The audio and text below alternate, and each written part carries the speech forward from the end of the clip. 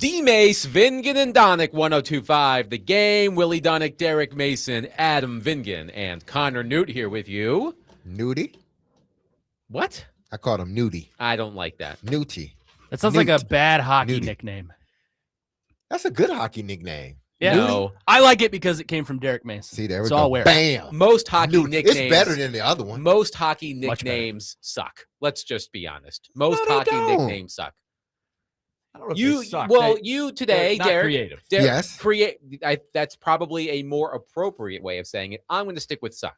For They example, coming today, after you, not me. today you were at the Children's Hospital Yes. and you were playing bingo Yes. with, among other people, former Predators forward Craig Smith. Absolutely. Come on, a little more creativity, guys. Yes, I mean, Smitty.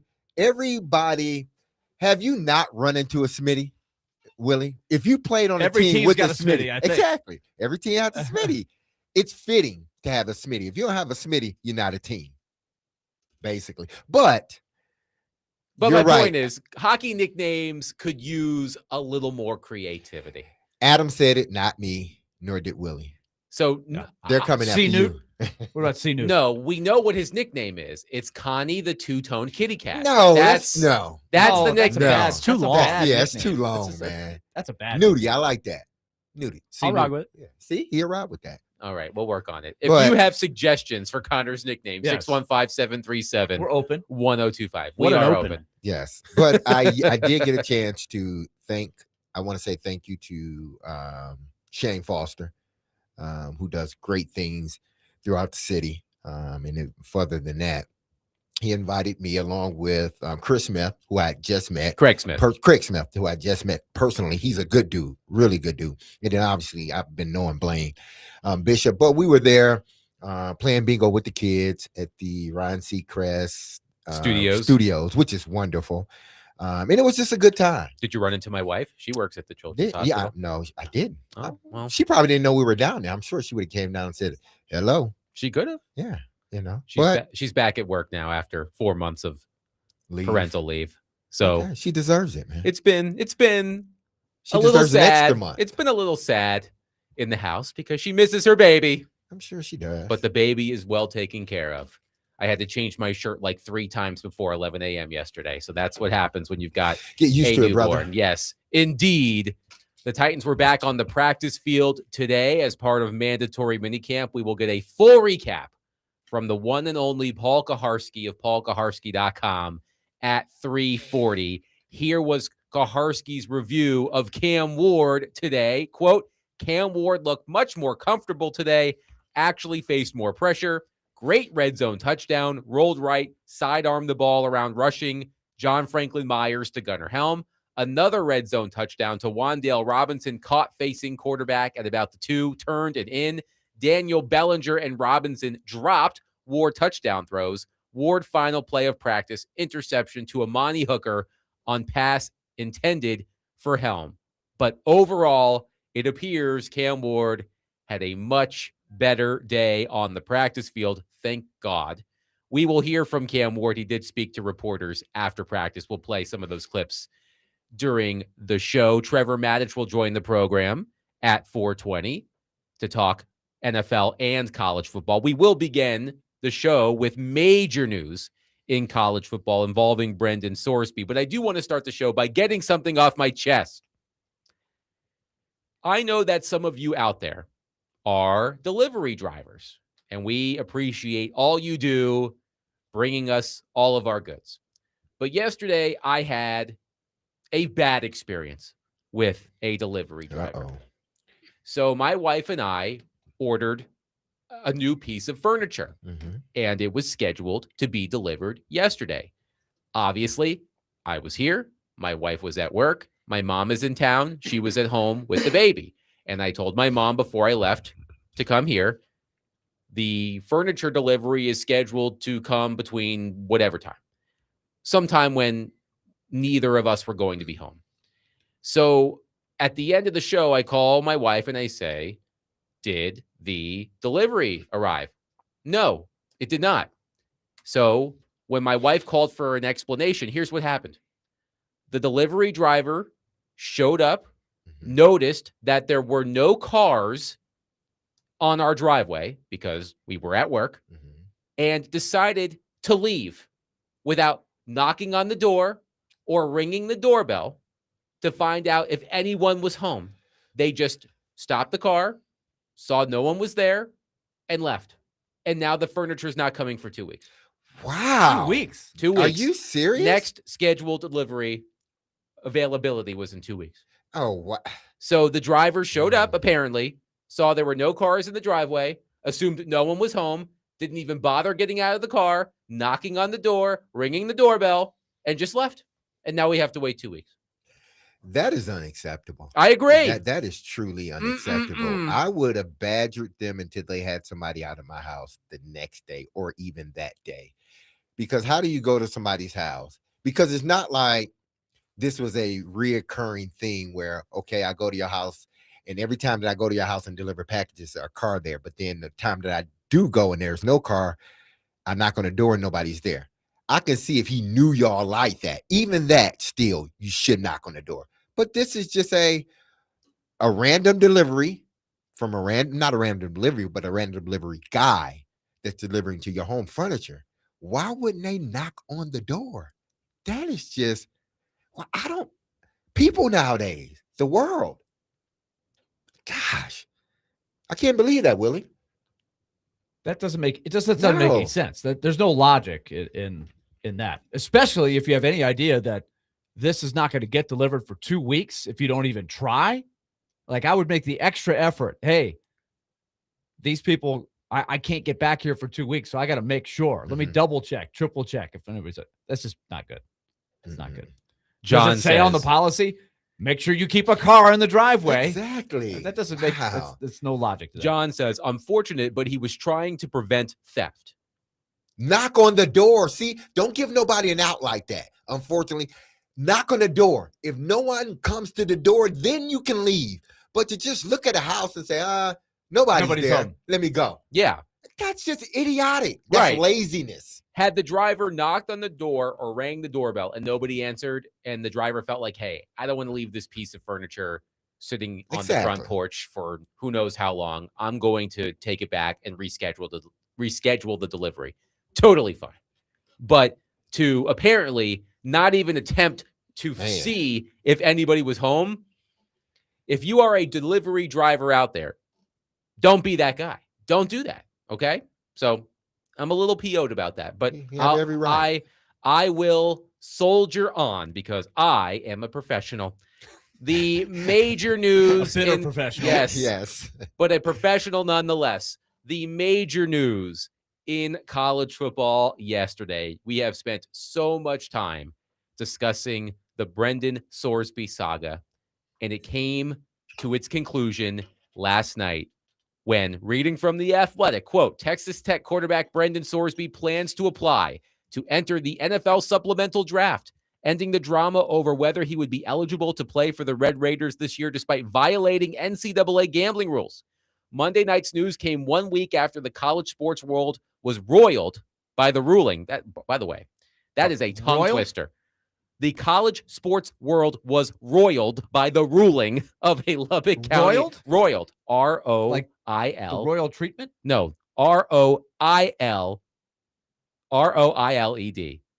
Roiled. Oh, wow. I learned a vocab there today. Yes. Absolutely. Where's the There's damn the bell? It's right there. Thank you. But try saying this 10 times fast. Monday night's news came 1 week after the college sports world was roiled by the ruling of a Lubbock County judge who barred the NCAA from preventing Sorsby from playing despite having admitted to thousands of gambling violations, including betting on his own team when he was at Indiana.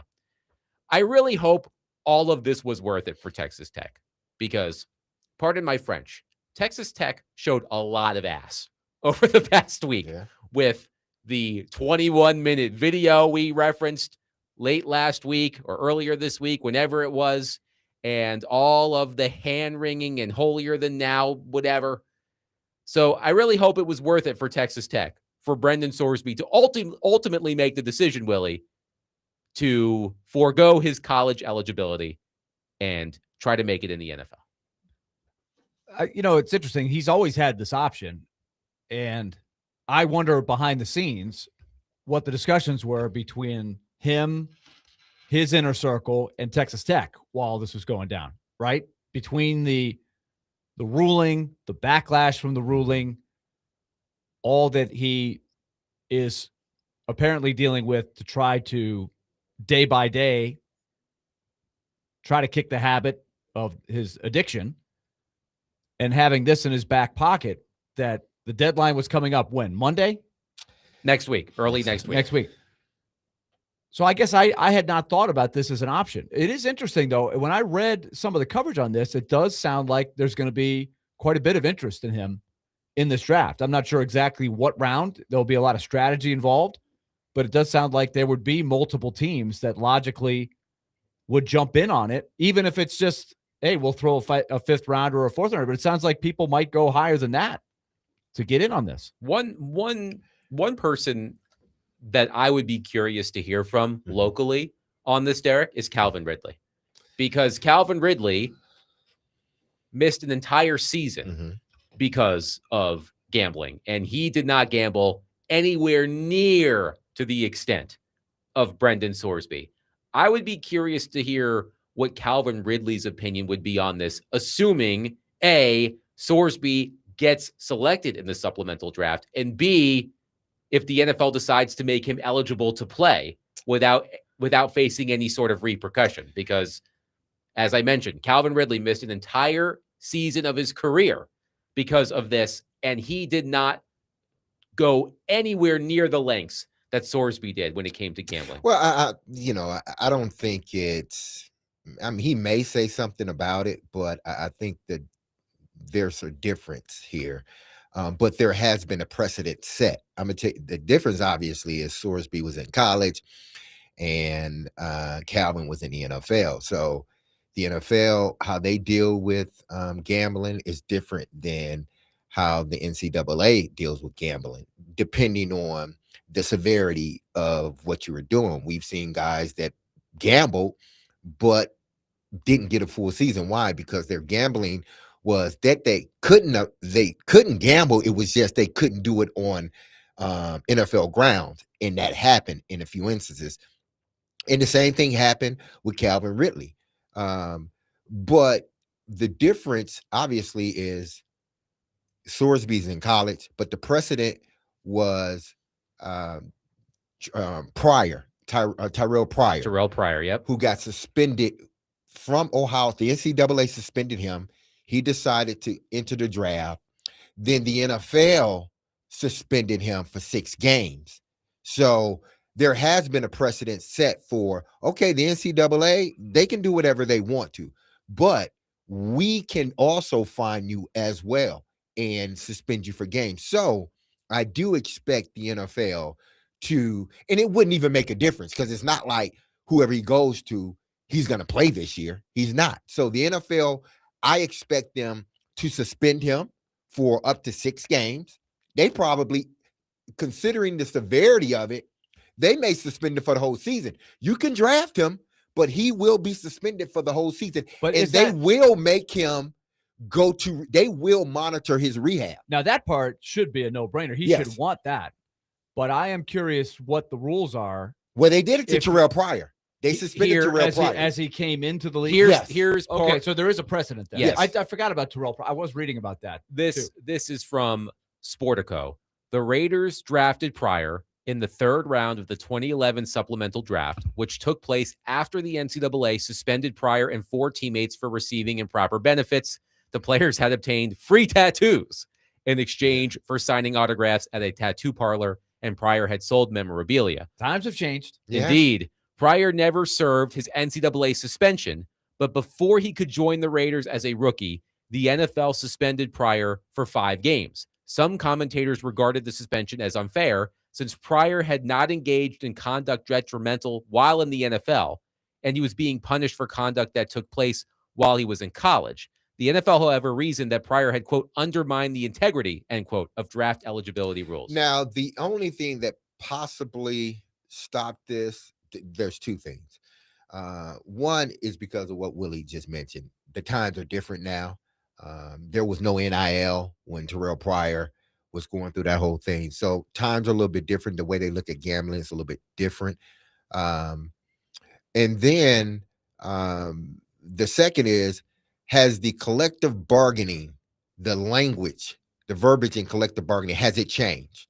You know, from the standpoint of, given the can you, specifics, this happened before he was in the Players Association. So has it changed? Player in the NFL, and I can see why. I had blocked that from my memory, or I don't know. I didn't remember that Pryor was suspended for stuff that he did in college. That doesn't seem totally fair. No, I mean, and that's what a lot of people at the time were saying. Yeah. It wasn't fair, but the NFL, they did it anyway. My thing is, since then, there has been a new collective bargaining agreement. I'm sure of that, because he came in right before the 2011, I believe. I believe that is correct. So the language in the collective bargaining may have changed. So those are the only two reasons why I would see the NFL not. But if the language hasn't changed, and if they still see it the same way as integrity of the game, yeah, he will be suspended. And I don't think anybody would look at it and say, you know what, the NFL did a bad thing. I think people would be like, hey, listen, this kid has a problem, and he needs to be suspended and go, take care of whatever he needs to take care of. 615-737-1025. The big news in college football yesterday, Brendan Sorsby plans to enter the NFL's supplemental draft after the gambling saga unfolded at Texas Tech. Well, that's not completely accurate. It did not happen at Texas Tech, but it happened before he arrived at Texas Tech, and it became a whole thing, as we have discussed for many days on the program. 615-737-1025. Coming up next, I do have a question for Derek Mason on the Brendan Sorsby situation as he attempts to enter the NFL. We'll get to that next. 615-737-1025 today. The Nashville Sounds take on the Memphis Redbirds. First pitch is at 7:05 p.m. Catch all of the action on 94.9 The Fan, presented by Twin Peaks Family Leisure, Maple Street Biscuit Company, Mad Fireworks, and Social Cantina.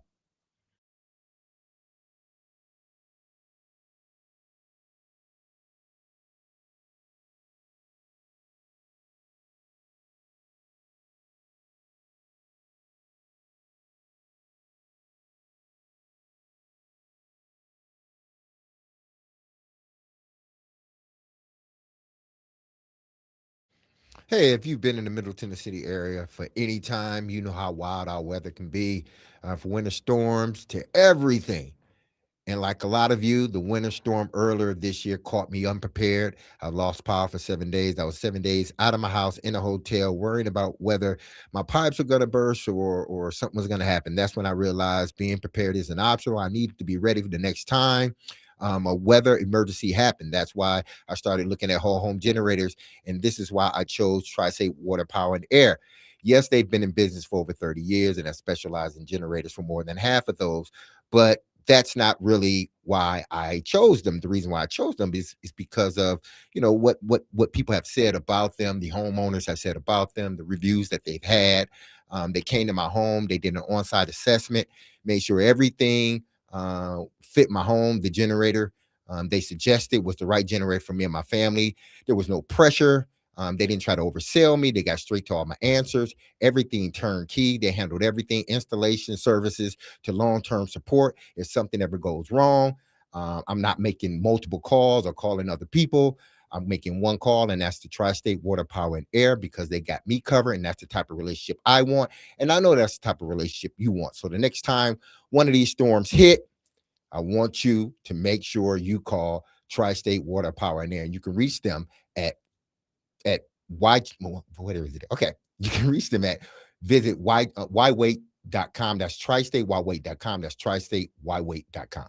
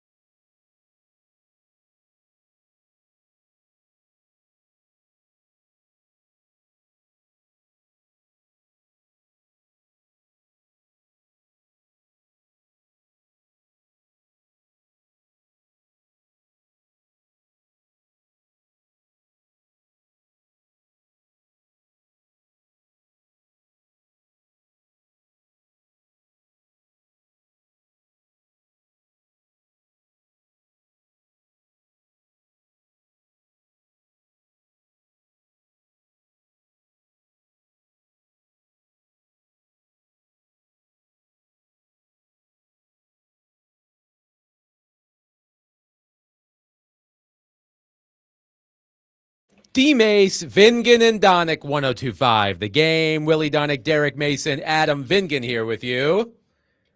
I am in charge of music today. The theme, bands or songs with days of the week in the title. Nice. I thought it was going to be a theme of getting really mad at the delivery guy. Well, bringing out your angst, like Rage Against the Machine, like smashing stuff. That's slam. I admire your restraint. I missed a golden opportunity, but we'll take the days of the week. It's okay. good. So that was the band Thursday to kick off the proceedings on a Tuesday. You know, it was hard to find songs for Tuesday and Wednesday. Not a lot of great songs on about Tuesdays and Wednesdays, but Leonard Skinner, Tuesday's gone. I'm not a big Leonard Skinner guy, but it has the name in it. But I had to pick songs that I like. It's not just it's not Connor Newt's music day. Yeah, you're right. You're right. I'm sorry. Yeah, but you do. I mean, you have to play to the audience, right? You want the audience to enjoy the songs. Correct. It's not all about you. Well, sometimes. Well, it kind of is. Yeah, well, you know, whatever. It's your prerogative. All right. We will get to the Titans in roughly 15 minutes. Paul Kuharsky will join us. He was, of course, at practice today. We'll get his recap. It sounds like it was a much better day for Cam Ward on the practice field today. We'll get more into that with Paul in just a little bit. I want to continue the Brendan Sorsby conversation. I was reading ESPN on the What Now that Brendan Sorsby has left Texas Tech and is going to enter the NFL's supplemental draft. Mm-hmm. And Jeremy Fowler, national NFL reporter, said, quote, Sorsby would enter the draft with sizable value to teams. Several execs I spoke with over the past few weeks agree that he's worth a second-round pick in the supplemental draft. One AFC executive predicted Sorsby would have been a late first-rounder if he were available in April's traditional draft. And we can certainly talk about the teams that could take a flyer on Sorsby. The most popular, the Arizona Cardinals. The Cardinals don't really have an answer at quarterback right now. But by the way, I believe Robert Saleh was asked about this today, and he said, and I'm only slightly paraphrasing, I have no comment on the young man. So it doesn't sound like the Titans would be throwing a pick at Brendan Sorsby, though. That doesn't really surprise us. They would be just trying to set a record of most quarterbacks on one roster that you've heard of. Cleveland has that title now, right?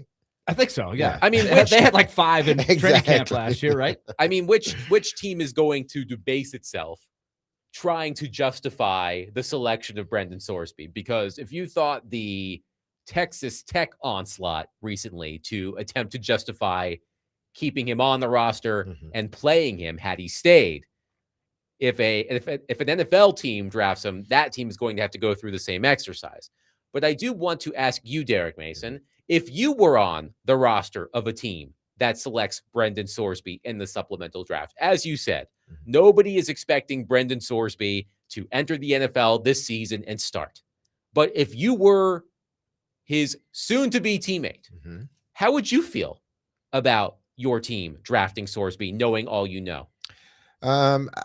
I wouldn't, because it's not about, you know, whether the kid can play the game of football at all. It was just at that level, at that particular time, considering what the rules are, he shouldn't have played. Now, he would have been, had he had another year, he would have been eligible to come back the next year.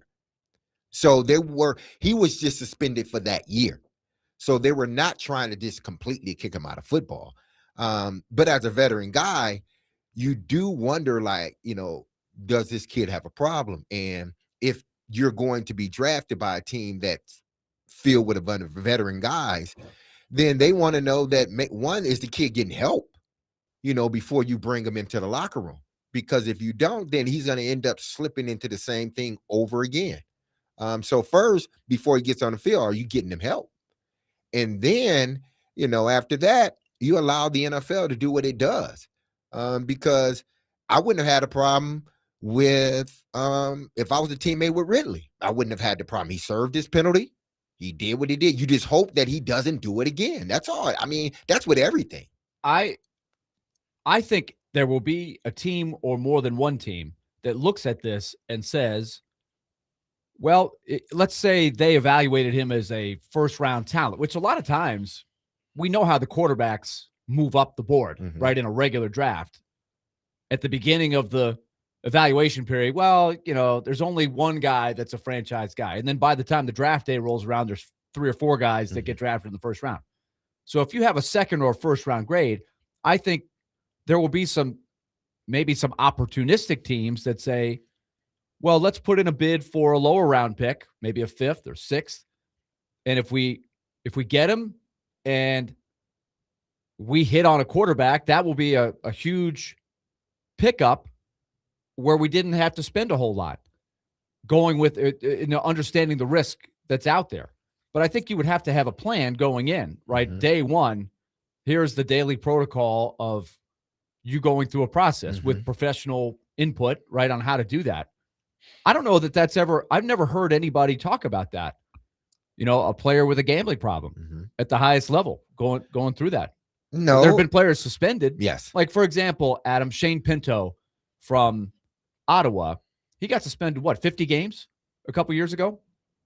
And I don't know what the follow-up program was. He basically was able to convince them it wasn't him making the bets. It was people that he knew that were making bets through his account or whatever. That was their story.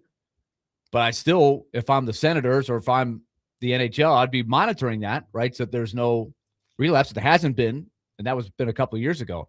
But I'm curious what programs are already in place. Just like with the drug follow-up drug testing for somebody that has been suspended for drug use. And I think that is what would be the same sort of protocol, is the periodic, checking, devices, or, making sure, because they were going to do it, or they had put in place some things while he was at Texas Tech, that they claimed that these are the things that we're putting in place to make sure his electronics are monitored. You put some on his phone so we can sort of track what he's doing. So it seems like that's what Texas Tech was going to do, which is okay. That's fine, but it's not like you can't get around that. Exactly. So I think the NFL, listen, I think they would, just like any addiction, I think they would be sympathetic toward it, understand, and get him help. But I don't think that, and I said they may put something, and they may, but if I'm thinking about it from a business standpoint, it's like, why do I got to sit here and do all this stuff? Because if you do it, you're gone, plain and simple. If you do it, you will not play in this game ever again. So I don't have to sit. It's not like a drug test where I got to constantly come and check you every, 3 or 4 days. So it's a risk. Yeah, it is. And especially with that specific thing. He gambled on football, and he's coming into the league having done that. So all that, and I know you guys aren't talent evaluators per se about a quarterback. I haven't seen him play enough to really know, but what's our best guess of what round somebody will take on him? Do we think it'll be second, third, or more like 5th, 6th, 7th? I'm thinking third.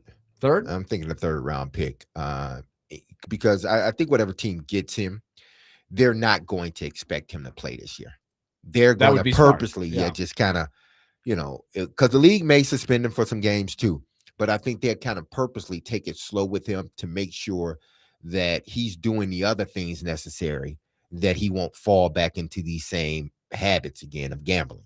So I think too, if he plays his cards right and the team does with the PR, if they're upfront about it, and say, here's what we're going to try to do, I think people will probably end up rooting for the kid. Yeah. He won't be like this villain. Like there have been some guys who have come back from doing something that got them suspended where they're viewed upon as, oh man, this guy shouldn't even be in the league. He did this or that, right? With a domestic violence or drugs, or he shouldn't be in there. It's a bad example. But I think if he up front and says, I have a problem, I'm dealing with it every day, I'm hoping to stay off of this and just play football, then I think he could avoid that if he's upfront about it. Well, Texas Tech made him the villain. Texas Tech made him the villain. Because if you look at it, listen, the kid gambled and he needed to be suspended for the whole year based on the rules. There hasn't been any, well, there's an exception over here. No, there hasn't been any exception. You gamble, they find out, you get suspended indefinitely. Texas Tech decided that they were, not going to be like everybody else. They were going to push it. And in pushing it, they made him the villain. He became the villain. And I don't think it was fair to the kid from the respect of he was only doing what they were allowing him to do. Like, if nobody had pushed for him to get his year back, he probably just would have went in and committed to the supplemental draft. But some grown up, some billionaire decided, no, we want you here and we're going to fight you. And you got the kid to agree. Okay, if you're going to fight, all right, then do what you do. And they made him the villain. I did find it a little hard to believe, Adam, that in the 21-minute video by Texas Tech, they made it a point to say that Texas Tech did not pay for any legal fees. But, there's ways to get, are you saying that Sorsby, with the option of going to the thing, would have paid his own legal fees for that and not be reimbursed at all? I don't know. I do want to read quickly. That's just me speculating. Before we get to Paul Kuharsky, I do want to read a quote from Todd Monken, new Browns coach, about Brendan Sorsby, because the Browns are the Browns, and the Browns have a lot of quarterbacks. So people are wondering, hey, will the Browns take a shot on Sorsby in the supplemental draft? Monken said, quote, I think that's a slippery slope when you go down that road, irrespective of talent, right? In terms of the situation he's put himself in, we all know what that is. He put himself in that situation, and we've seen in other sports with players that have been banned for life from playing in professional sports. But from my end of it, kind of a tough angle to go down that road and think that's going to be your franchise quarterback if he's ever eligible to even play in the NFL, end quote. And that's the thing. Some organizations, there'll be somebody that possibly take a chance. And okay. But there are going to be some that says, listen, I don't even want to touch it, because if this kid slips back into that, then it's going to be, I told you so. And I don't think no GMs want to deal with, I told you so right now. 615-737-1025. Coming up next, Paul Kuharsky from, of course, paulkuharsky.com will join the program. He was at Titans mandatory minicamp practice today. We'll get his thoughts on what he saw, including the performance of Cam Ward. It sounds like Ward had a better day today on the practice field. We'll hear more from PK coming up next. 615-737-1025. We are broadcasting from the Busy Bee Plumbing, Heating, and Air Conditioning Game Nashville studios, home of the $99 yearly Beehive membership, where the buzz is always about great service.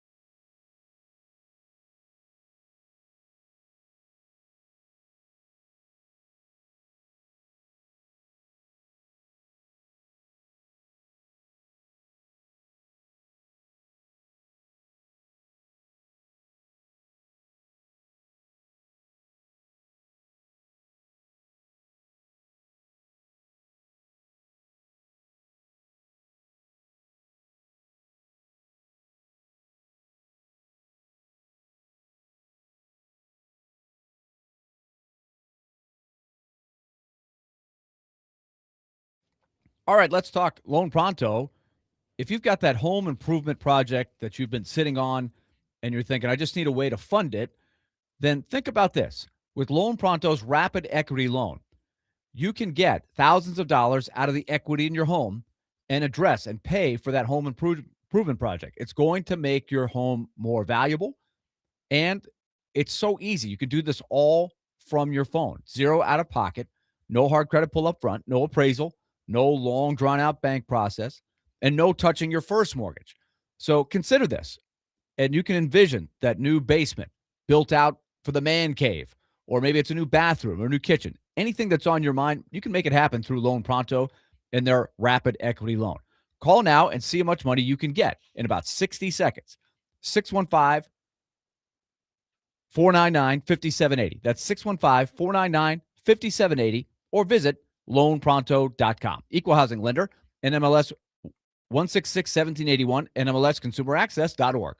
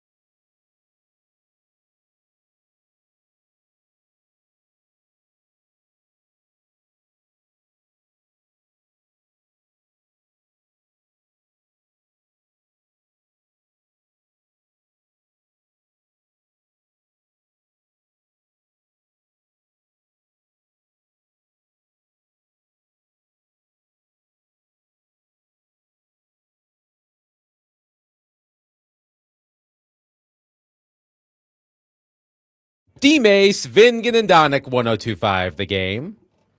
Continuing the day of the week theme. Friday, I'm in Love by The Cure. Excellent song. Thumbs up. Let's go to our phone line, driven by Wilson County, Hyundai.com, and welcome in our friend Paul Kuharsky from paulkuharsky.com. Hello, Paul. How are you? I'm well, boys. How we doing? We are doing well. Thank you for joining us as always. So let's start with what everybody wants to know, Paul. How did Cam Ward look today? He looked better.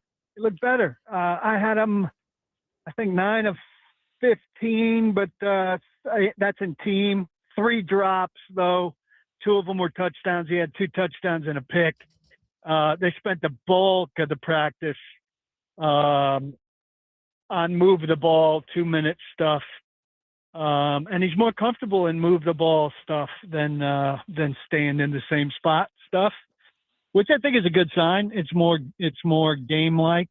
I thought there was more pressure on him. So John Franklin Myers is out there for the first time that we've seen. I thought some of that pressure was almost kind of invited, like come on in and let our quarterbacks step up or roll out a little bit. And he had one of his classic kind of rolled right a little bit. John Franklin Myers was with him, and he totally adjusted his throw, maybe pump faked like he was going to throw overhand, and then slid the ball past his hip to throw a short touchdown to Gunnar Helm. So I thought he looked a lot more comfortable, and he wasn't making a lot of mistakes. Ward, Robert Saleh, and Brian Daboll faced questions today about Ward's practice performances overall. What stood out most to you about how they responded to those questions? Well, I wrote a piece that's up now about the option routes, because I'm very interested in that, and that's new here compared to what they were doing. And I think it suits Ward, who's better off kind of reading and reacting than he is maybe playing to a script. And this is a little bit more of that. The receiver's reacting to how he's being covered and where people are, and the quarterback's making those same assessments at the same time. Now, I missed last Thursday's practice, but I've been at every other one that's been open, and I haven't seen the obvious kind of option miss that I think we all think of, right? Where you've got a guy maybe, stemming on a play in the middle of the field where he turns right and the quarterback throws it left, and a linebacker, easily picks it off and returns it for a pick six. And it looks like everybody was on the wrong page and terrible read by the quarterback. We haven't seen those kind of plays. I actually mentioned that to Daboll today, and he said, don't jinx us. But there have been other plays, I'm told, that were deeper, that have, fallen incomplete or been troublesome, that are the result of some of those option things not being on the same page yet, which makes perfect sense as they install that stuff. So not every incompletion's been the same. There's some short stuff that he's missed. No, I don't know the play call of all of it, but I think, like, at the moment he's releasing the ball and looking at the open receiver, I don't see a scheme reason why he should miss the throw. But, I do think there's more to it than maybe we give than they give credit to. Now, Paul, it seemed last year that this team, the offensive coordinator / head coach was doing things from top to bottom, meaning he was trying to go for the big plays and then working it down. Does it seem like it's changing now with Daboll as the play caller, where they're working, from bottom to up, whereas they're trying to get him comfortable with the shorter throws and then work down the field? I don't think it's going to be the same every play, Mace. I think it's play call by play call, and whatever the play call determines. So I think it'll be flow of game. I think it'll be favorable matchups. I think it'll be score and situation and all of that stuff. So I don't necessarily think it'll always look the same in that kind of framework. At least that's the sense I get at this stage right now. I do think I do have a feeling they'll do a better job underneath, and he's got it. That's one thing. I did kind of a podcast last week where I talked about where he could pick up easy points completion percentage wise, and one of the spots is that short stuff in the flat. Also RPOs. He completed like 71% of RPOs. Those are easy gains. They didn't run a lot of RPOs last year, and I think they'll run more. Daboll did, certainly with Josh Allen and Jackson Dart, and they served those quarterbacks well, and I think they'll serve this quarterback well. Plays where he had a lot of time, plays where he had 2.5 seconds or more. He did not. He was like 53% last year. I think that suggests the playmakers weren't getting separation, the play calls weren't good, and he didn't process well when he had that kind of time. And I think they'll put him in better position there where he could pick up at least a couple percentage points. We'll talk to Paul Kuharsky. You can catch him at paulkuharsky.com. Now, because we've talked a lot about Carnell Tate and Wan'Dale Robinson, obviously Ridley coming back, but how does Alec fit in what they're trying to do? Because I look at him as a sort of this unique player in the sense of he can play all positions, but he has a little bit of what, sort of combined with what everyone else has. and then him coming back another year, being comfortable with the quarterback. How does he fit in all this? I would think he'd be first off the bench. So the guy who runs the deep route there, or who's needs a blow after 4 plays in a row, he'd be the first guy coming in. And like you said, he could go to any of those 3 spots, and certainly is comfortable. He's looked pretty good the last couple weeks. It really has. And so I think they've got to like the development that's coming there. And finally, Mace, they've got these guys kind of in the slots where they belong. Like, you like to look at DK and Isle Manor and think like, well, if you say, hey, you'd like DK to be too good to be a fourth, and feel like, man, he deserves more time, but the 3 guys in front of him are better than he is. And that isn't a problem that the Titans have had very often, if ever, in the receiving core, and then ideally Isle Manor will be doing the same thing. And you go, well, that's a pretty good 5. And then, for a change, everybody stay healthy instead of everybody being back. Have a legitimate battle for 6 with, I think Bryce Oliver should be the favorite there. And maybe some turnover on the practice squad and stuff, and actually have some depth. And then next year, presuming they're done with Ridley, you don't feel desperate to go get a guy to replace Ridley. Maybe DK is perfectly fine as your third.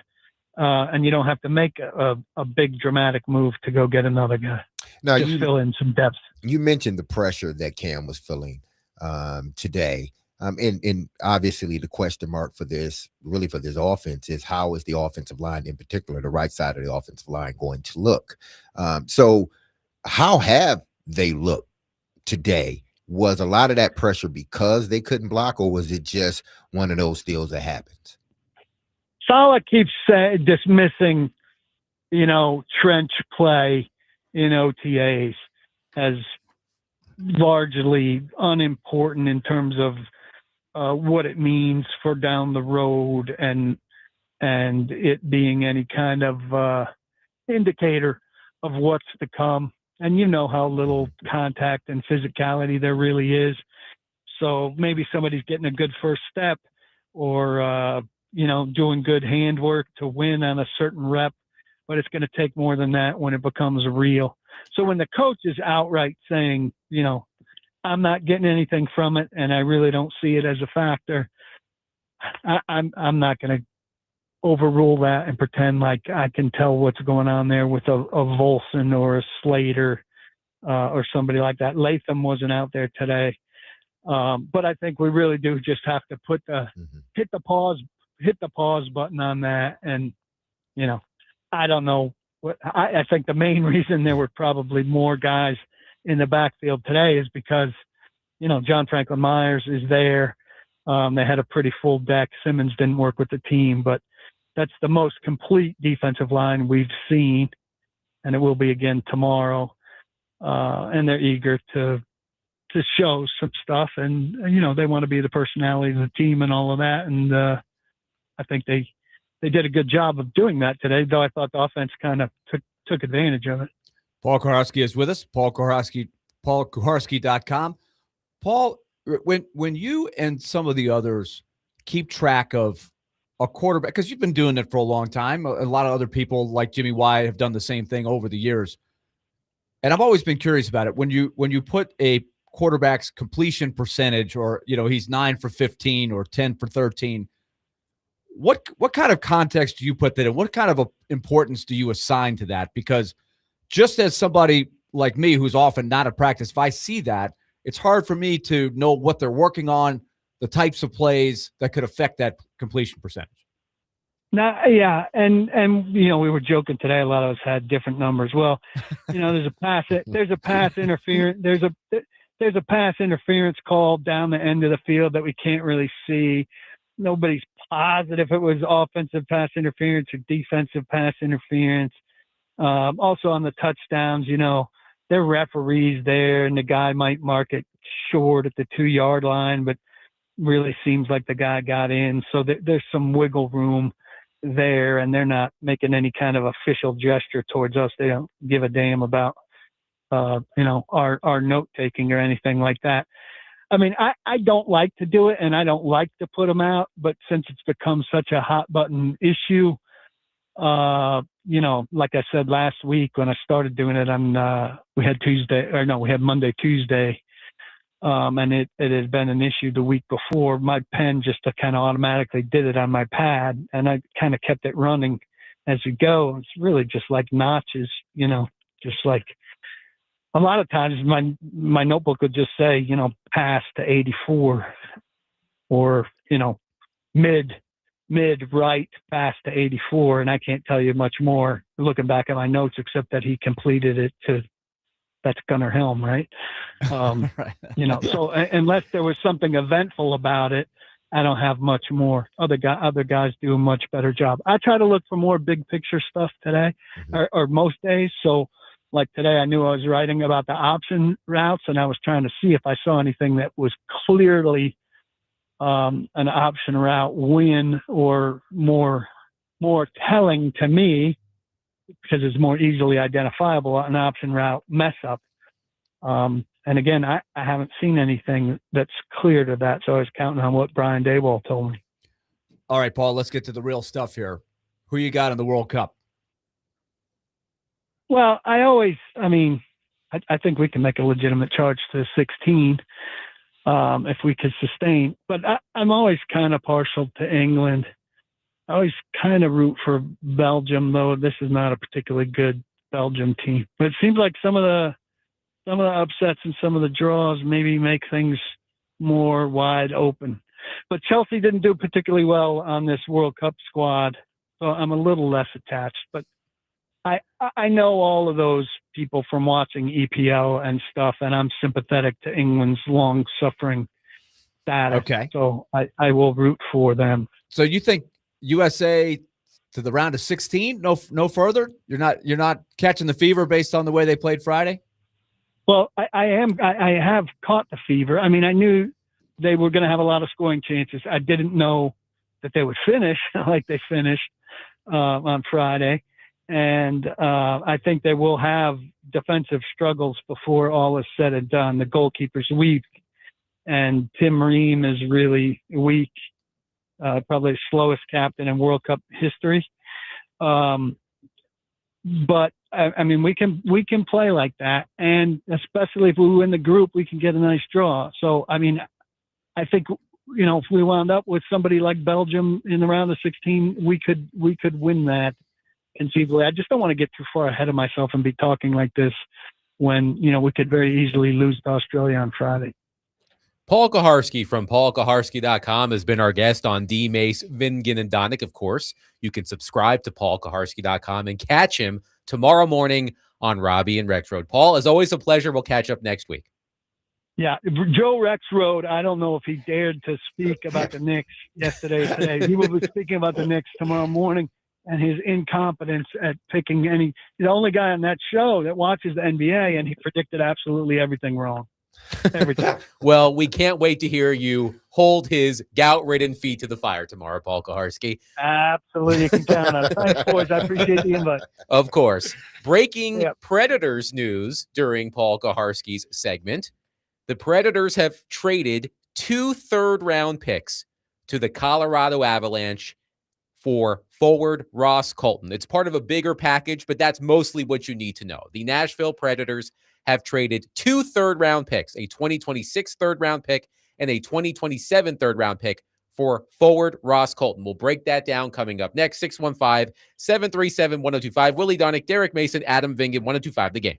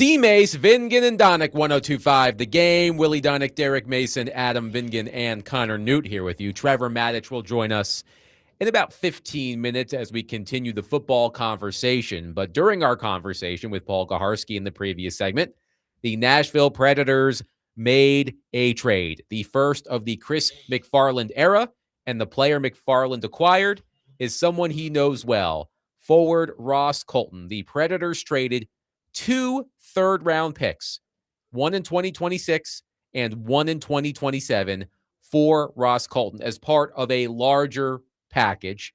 The other players involved, goaltending prospects. The headline, however, is forward Ross Colton. Ross Colton is a Stanley Cup champion. He was a part of one of the Lightning's Stanley Cup championship teams with Steven Stamkos. He's been in the NHL for parts of 6 seasons. He's played 404 games, 89 goals, 176 points over those 404 games. He's coming off of a tough season for the Avalanche. He scored just 9 goals in 73 games, 24 points overall in 73 games. But prior to this, or now last season, he had 4 consecutive double-digit goal seasons, including a 22-goal season with the Lightning in the 2021-2022 season. He had a career-high 40 points in the 2023-2024 season, his first in Colorado. So we've been talking about what the Predators can do with all of the draft picks they've had. They packaged 2 third-round picks, Willy Donick, and they acquire Ross Colton, 29 years old, from the Colorado Avalanche. Colton has one more year left on his contract with a $4 million cap hit.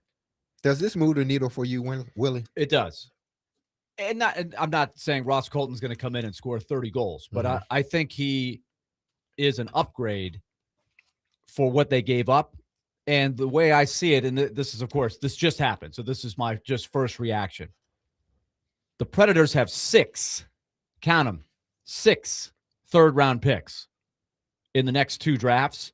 So giving up 2 third-round picks out of the 6, they still have 4 picks in the third round over the next 2 years.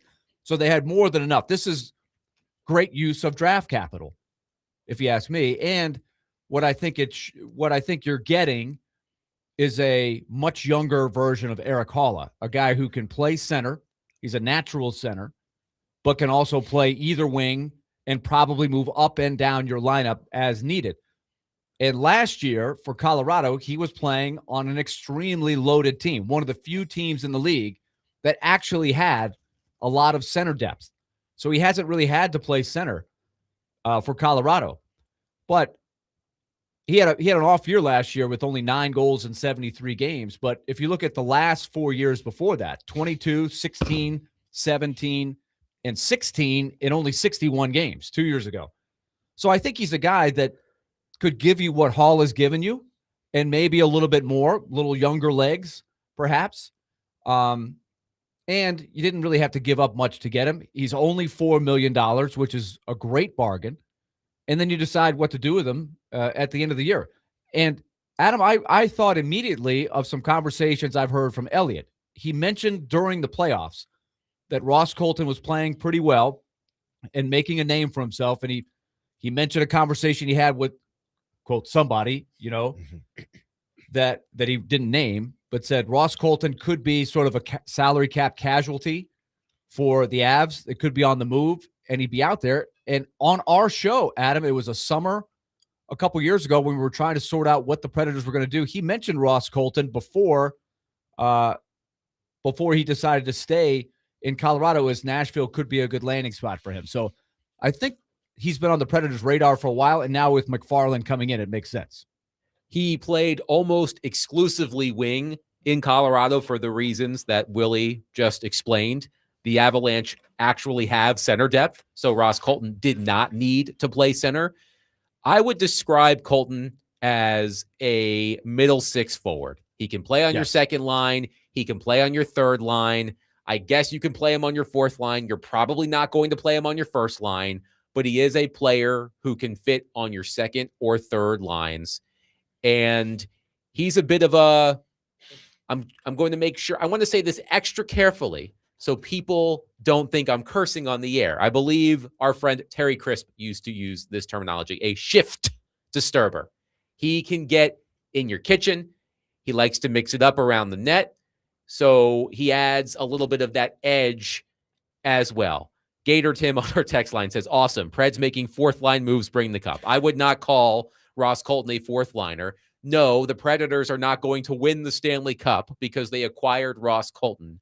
But we've been talking about how Chris McFarland is going to approach this offseason, a critical offseason for the Predators. He brings in a player he knows, a player he acquired as a member of the Colorado Avalanche front office.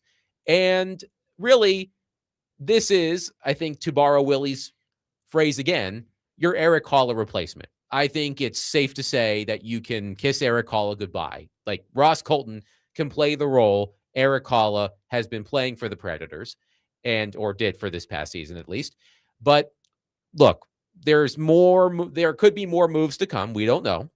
But the first move of the Chris McFarland era is bringing in a familiar face. Do you see this sort of akin to what the Titans are doing and what Salah is doing, or even Berganti, bringing in guys from a culture that they're familiar with, bringing them here to try to set a culture that they want to proceed with? Do you see this sort of being the same thing? And do you think this is sort of the last move they will make with someone that they're very familiar with? I would look for that trend, Derek. I would say yes. I think his familiarity with Colton was definitely a factor here. His understanding of Colorado's cap situation, that Colton was probably expendable. They have literally too many good players, probably, and this is what happens when you win big. And then, for example, who is it? I believe it's Makar, right? That's due for a huge pay raise. So they know they've got to trim the fat, much like Tampa Bay has had to do over the years. So it's a good player that becomes available because of cap restrictions at a position that is so difficult to find. Eric Haula did a nice job. People freaked out that they gave up an asset for Eric Haula last year, but it was a product of how hard it is to find serviceable centers. And Colton is, 5 years younger than Eric Haula. He's not that much more expensive at $4 million. You had too many draft picks to count in that round. You give up 2 of them, and you get a guy that's been on winning teams. He was on Tampa before he was on Colorado. So he's played 75 playoff games. He's been in winning cultures. So he's bringing something to the table there. So I think you can't emphasize enough. This is a pretty good move to get a center. And when we start looking around for centers, we mentioned Michael McCarron. Yes. A 6-year deal.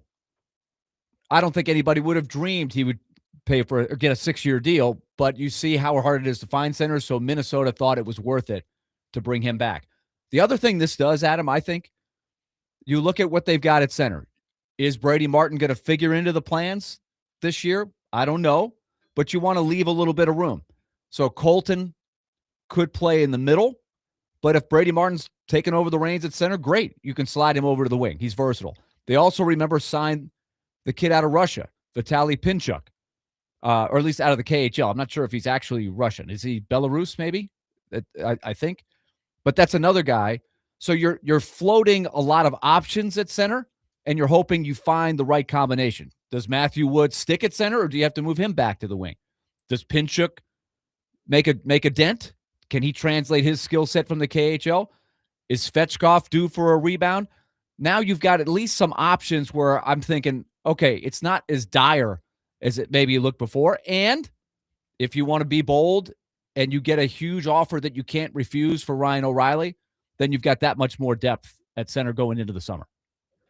Immediately, my mind goes to envisioning at the moment Ross Colton playing second line center for the Predators to open the season. At this moment, I mean, it's a long time before the season, but he can fill that role behind Ryan O'Reilly in the lineup, unless I'm clearly missing somebody on the roster. Andrew on our text line says, unless you think Matt Wood sticks, because he was more or less playing a version, but I this, think this gives the Predators the opportunity to put Matthew Wood in more advantageous situations. Yes. Ross Colton can play tougher matchups as your second line center. I think if people envision how they used Haula, I think on paper, unless Pinchuk really comes in and grabs it, or Brady Martin does, which you hope becomes a factor.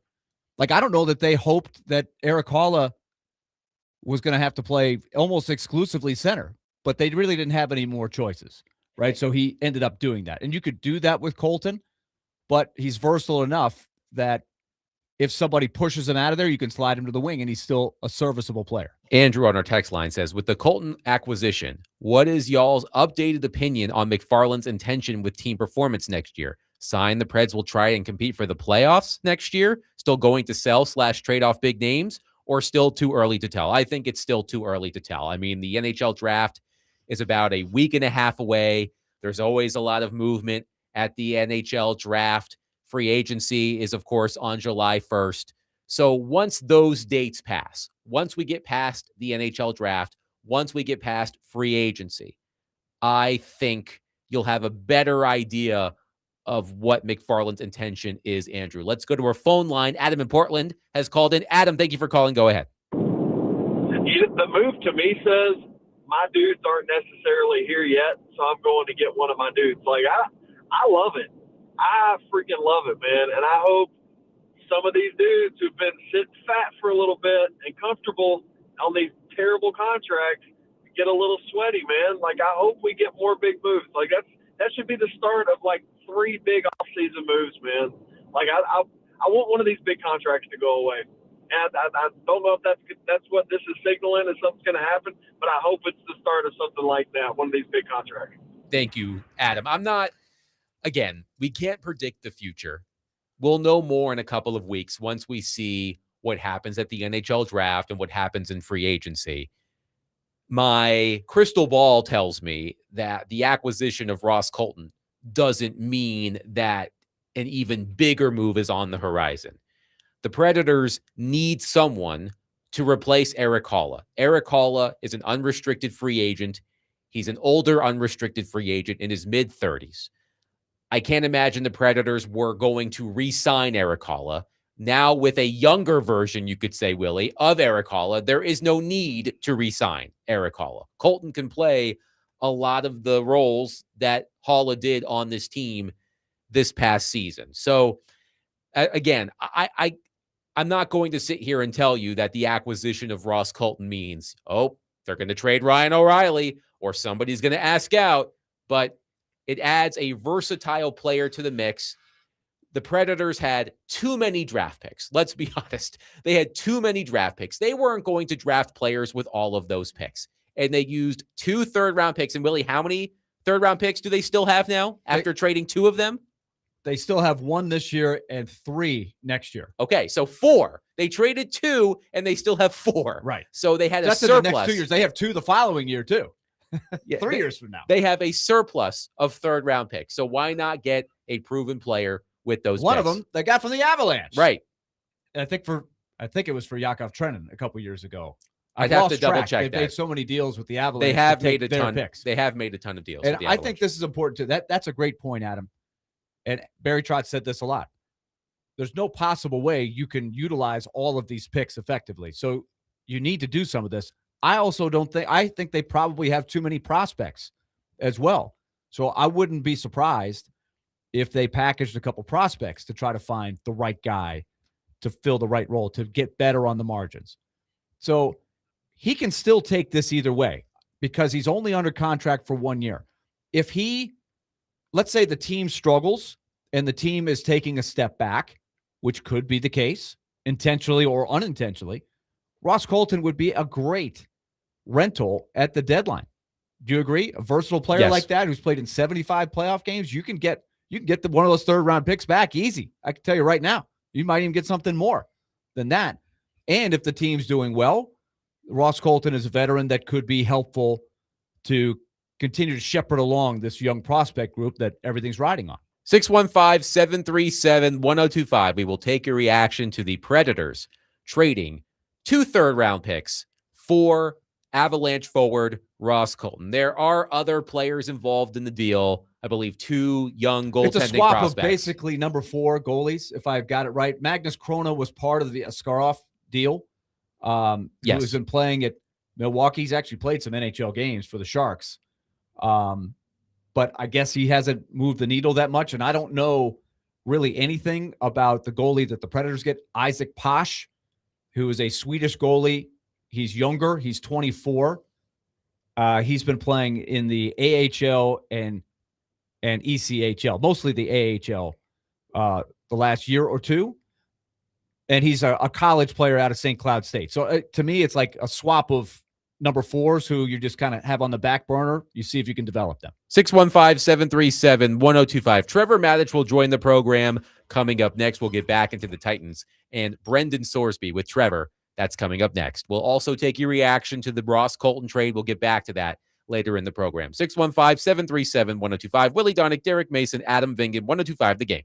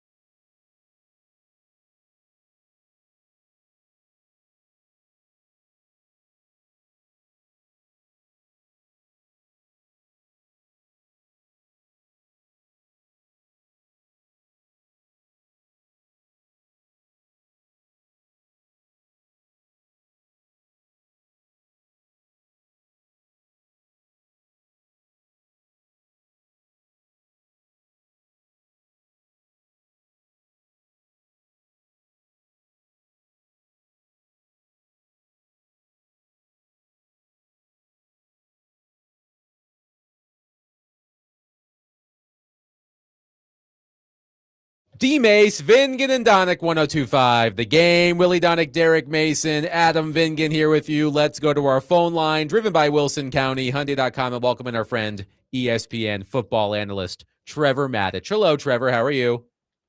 Hello, Adam. I'm great. How are you doing? We are doing well. Thank you for joining us as always. So the major news in college football yesterday, Trevor, Brendan Sorsby has decided he's not going to try to play college football. He's going to try his luck in the NFL supplemental draft. Derek brought up this point earlier, and I want your opinion on it. He brought up the example of Terrell Pryor from Ohio State about 15 years ago. He was also drafted in the supplemental draft. And when he arrived in the NFL, the league suspended him for 5 games. If Sorsby is drafted by a team in the supplemental draft, do you expect the NFL to punish Sorsby before he can get on the field? I don't know how the NFL cannot punish him before he gets on the field in light of that precedent and other things they've said. I mean, back in 2011, Roger Goodell, the NFL commissioner, said of Pryor that he did not want college players to be able to use the NFL as a sanctuary where a player, and this is what he said, cannot only avoid the consequences of his conduct, but be paid for doing so. And so if that was the case with Pryor back in 2011, and the NFL matched Pryor's NCAA suspension, which would have been 5 games in the upcoming season, that Pryor did not play for Ohio State because he entered the supplemental draft, and the NFL just matched that. They suspended him for 5 NFL games. I don't know how they would not suspend Brendan Sorsby for at least the first season, because that is at least what the NCAA would have suspended him, his final season of eligibility in college football. Now, having said that, there's other complications that come into it in terms of drafting him in the supplemental draft. But the NFL, if they don't have consistency with what they did with Pryor, I would like to know a very good reason why they changed. How should we view Texas Tech after all of this, Trevor? As I said at the beginning of the show, the Red Raiders showed a lot of behind over the past week, attempting to justify their decision to keep Sorsby in the program and probably play him if he decided to stick around after that 2-game suspension. But now that Sorsby is gone, how should we view Texas Tech in all of this? You know what, Adam, that's a great question. And I think it's complex, and I think it depends on what position you have. Now, what exactly, say again, that Texas Tech showed what? What'd they do? A lot of behind. I used a different word. I used ass. Right. Let's be honest. I said they showed a lot of ass over the past week. Yeah, and a lot of people agree with you there. But this is where Texas Tech was in a bad situation. And the way I see it is different from what a lot of other people see it. Because Texas Tech, first of all, were stuck in a position to where the NCAA said that Sorsby was ineligible to play. That's it. He's done. A court said that they would stay that decision until there was a full trial in February. So Texas Tech chose to follow what the court had to say. And by the way, the Texas Attorney General agreed with Texas Tech, and they actually threatened to sue the Big 12 if the Big 12 took action before the courts were able to get it resolved. And so Texas Tech said, fine, then look, the court said this, we're going to go with the courts. And keep in mind that if Texas Tech would have said, yeah, the court said that he can play for now, but the NCAA says he can't, but we're not going to let him play, that opens Texas Tech up for a lawsuit from Brendan Sorsby, right? So I think, first of all, I have no quarrel with Texas Tech allowing him to play while they play it out in the courts, right? And then when it comes to Texas Tech's position to support him the way they have, they were also in a very difficult situation. And I think they looked at their brand and they looked at future recruiting in making their decision. Because if they would have said, okay, it is now politically very inconvenient for us to continue to support Sorsby, so we're going to throw him to the side, negative recruiters would have a field day with that. They would tell players that they're competing for, that if you go to Texas Tech and something bad happens and you need the support of the university, Texas Tech has already proven that they will throw you aside if you become inconvenient. And Texas Tech chose to stand behind Sorsby as long as the courts would allow them to, and be supportive of him as their guy. I think they had to do that.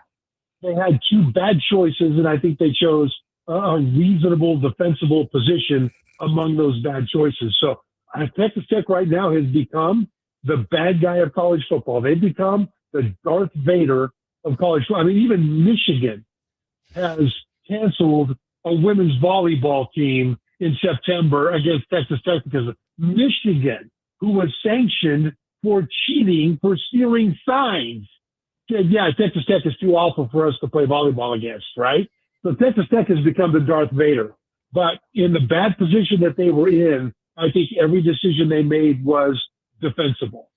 Now, Trevor, how long do you think this, if it does moving forward, this affects Texas Tech? How long will this stain be on Texas Tech?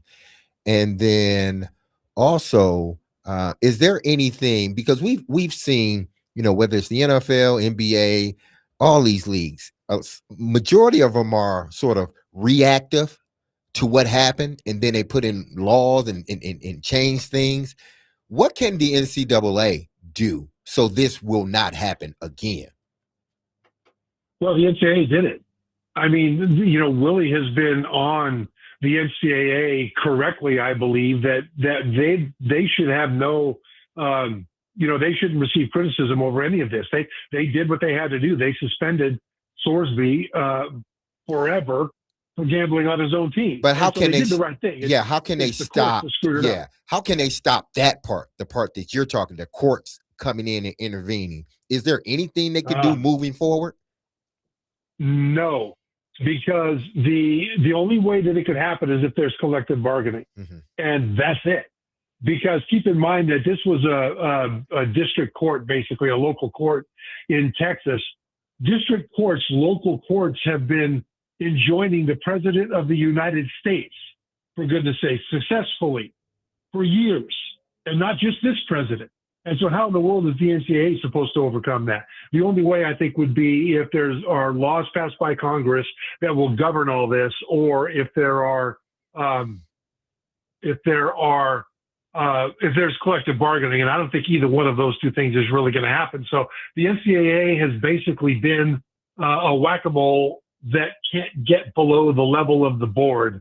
So his head keeps getting whacked and whacked and whacked and whacked by the mallet that is the court system. The NCAA almost always loses in court. And I think they are going to continue to suffer that fate.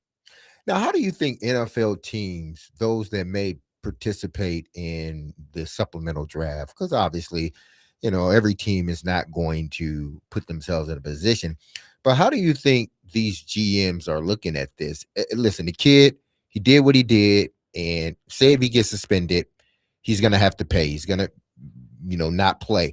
But then how do you, as a GM or a head coach, reconcile, to your team or to your fan base that, hey, listen, this kid, he did wrong, he paid for it, but we do want him on our team, knowing that gambling is the one thing that across the board everybody frowns upon. Yeah, that goes to the integrity of the game. Can you trust the outcome of games because of that? But let me ask you this. If we take it out of gambling, Derek, can you think of players that you played with in the NFL that did some pretty despicable things away from football? I mean, not like, harming a child or something like that, but they're just despicable human beings. Yes. But you didn't bring it into the locker room. They worked hard and they helped you win. Did you really care that much about their behavior off the field more than what they did to help you win? It's a serious question. Yeah, I did care because I cared about the person. But a lot of times it's, your life, deal with your problems. But when you walk through this door, you better set that briefcase right by the front door and come in here. And we all got a common goal, and that's to win football games. Yeah, I mean, I played with a guy early in my career who, and this was shocking to me because, I went to BYU and we called Provo, Utah the bubble back then. I'm sure they probably still do. But now I'm in the big bad world, and I was going to charity events with this team, and one of our defensive linemen would be dropped off at the charity event by his wife and his kids. They'd kiss him goodbye, knowing that his mistress was going to pick him up at the end of the event. He'd spend the night there, and the mistress would deliver him back home, right? And it's like, I'm from BYU. I'm going, what do I think about this? And the answer was, I think nothing about this. It's none of my business. If this guy helps us win, that's where we are. I am not his priest, right? Yeah. And so from a standpoint of gambling, and this goes back to what you asked, right? So what would the locker room think? I think they'd look at him kind of sideways if they thought he might be, fixing point spreads or anything like that. But if he were good enough to help them win as a franchise quarterback, I think he would get a whole lot of leeway from the team as long as he didn't do anything that they were suspicious of.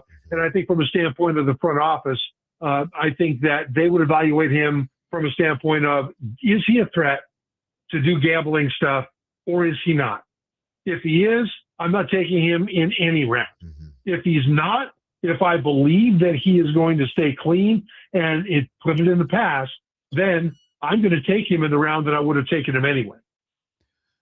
So, Trevor, if you had to guess, if you had to just make a prediction of what round it ends up being for Sorsby, what would you think based on all that we've just discussed? Because it's a fascinating question to me of how much would you put it down in a blind, because the supplemental draft is kind of a blind thing, right? You put in your pick. This is what we think he's worth. Right. Yeah. My guess is probably third or fourth, because he really is at least a borderline first-round talent. He's got a huge arm. He was tremendous at the University of Cincinnati at connecting on deep passes. He's big, but he's also very fast. He's a great threat as a runner. You put all those things together, and this is a guy that's a borderline first-round talent. Now, the problem with the 2027 draft is it's shaping up as being one of the most talented and loaded drafts that we've seen in many, many years, especially at quarterback. So it's not like if you don't take this guy, you might not get a good quarterback next year. You probably will, kind of a thing. But there's a rationale for him to be taken in the first round. Like, let's say that the Cardinals, who a lot of people project will be a top 5 team picking in the next draft. Let's say the Cardinals, who are desperate for a quarterback, want to take him in the second round to make sure they get him of the supplemental draft, right? Well, it probably might be worthwhile for them to take him in the first round then. Because if the NFL suspends him for a season, well, it doesn't really matter. They will get next year's first-round quarterback now. They'll have him for pretty much an extra year in the building, coaching him and teaching him, et cetera. And if you take him in the first round, he's on a 5-year contract instead of a 4-year contract. And so you've got more time for him to develop. And so, I could see him going in the first round because of those reasons. But I think really, because of the risk-reward situation, I think anything higher than the third round is probably unlikely. Fascinating to see how this is going to go. So, Trevor, let's flip it back to the question that Derek kind of asked, and that is there anything that the NCAA can close the loophole on specifically for the gambling? Because to me, it's so fundamental as opposed to a lot of other things that could happen to a player off the field that might be debatable, or eligibility or conduct, all of that. But the gambling is such a central issue. I'm just wondering how the NCAA might try to get to a point where they can easily or more easily enforce the most basic rule of the game. You can't fix a game. You can't do anything that would put into question the validity of the game. Yeah, Willie, I think they're already there because they already have that bright red line. Bet on your own team. That's it. You're done. That was the penalty they imposed on Brendan Sorsby because he admitted to betting on University of Indiana football games while he was a player there.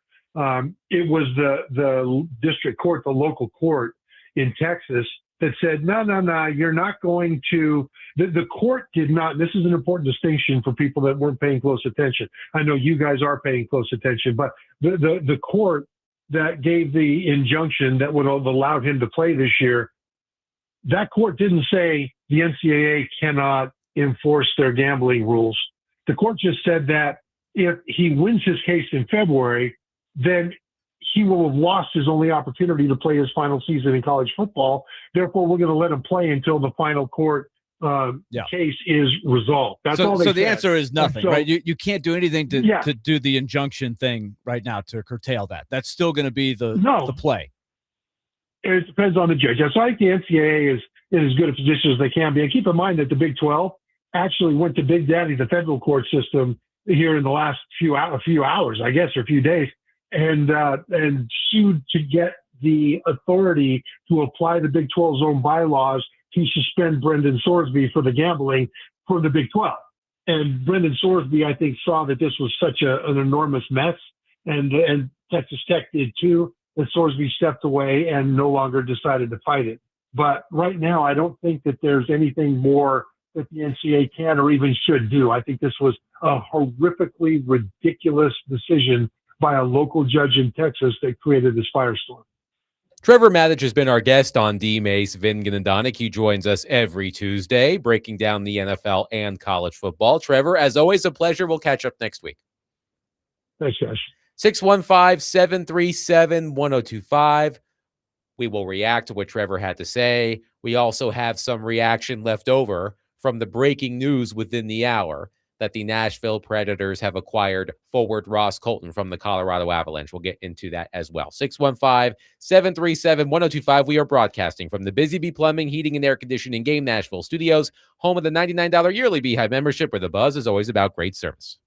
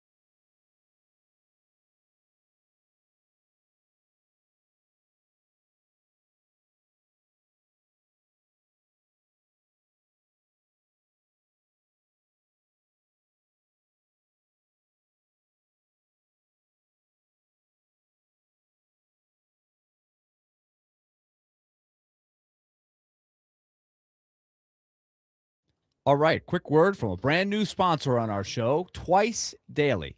If you're having one of those days, and if you're driving around right now and it's been one of those days where you're trying to put out fires, you got a stressful day at work, you're trying to figure out what's going to have for dinner, what's happening at dinner time at the house, the clock is starting to tick. Well, this is where Twice Daily can come in. Hot, fresh pizza. Order ahead. You can order it in the store, get it delivered even to your house. And it's one less thing to worry about. Just one of the many things that Twice Daily has going for you. Pizza's easy, even when life isn't. So if you're having one of those days, hot, fresh pizza from Twice Daily. $6 slices. $6 for 2 slices. $2 off a whole pizza. And again, you can order ahead of time. You can pick it up in the store or even get it delivered. It's Twice Daily. Fresh all day.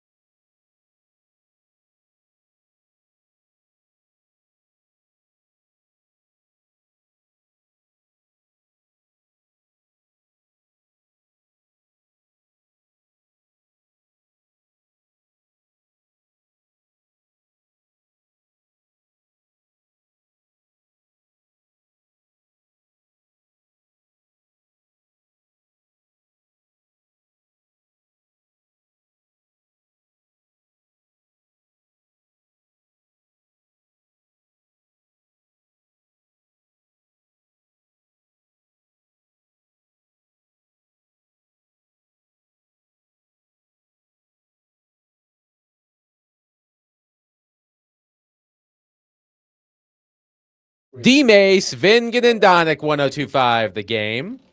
Continuing the theme, songs or bands, with days of the week in the title. It's not Saturday. It's Tuesday. But if you want to fight on Tuesday, that's okay. Elton John does not discriminate. AEW Collision. That too. Great song. Some reaction from the Predators trade made within the hour with the Colorado Avalanche. Chris McFarland, of course, was the GM in Colorado before coming to Nashville a couple of weeks ago. And his first deal was with his boss, Joe Sakic.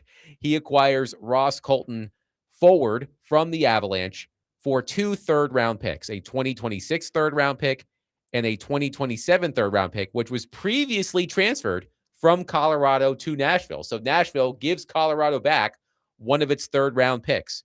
So Chris McFarland has in the release this quote, "We are very excited to add Ross Colton to our forward mix. Ross is a versatile two-way winger who will add sandpaper and grit into our middle six group." And one person said, "Don't love hearing sandpaper and grit from the new GM." This is Casey, but I don't hate the trade. And what's wrong with sandpaper and grit? I think it's a little reminiscent of the, you know what? Predator way. Other teams don't like sandpaper and grit?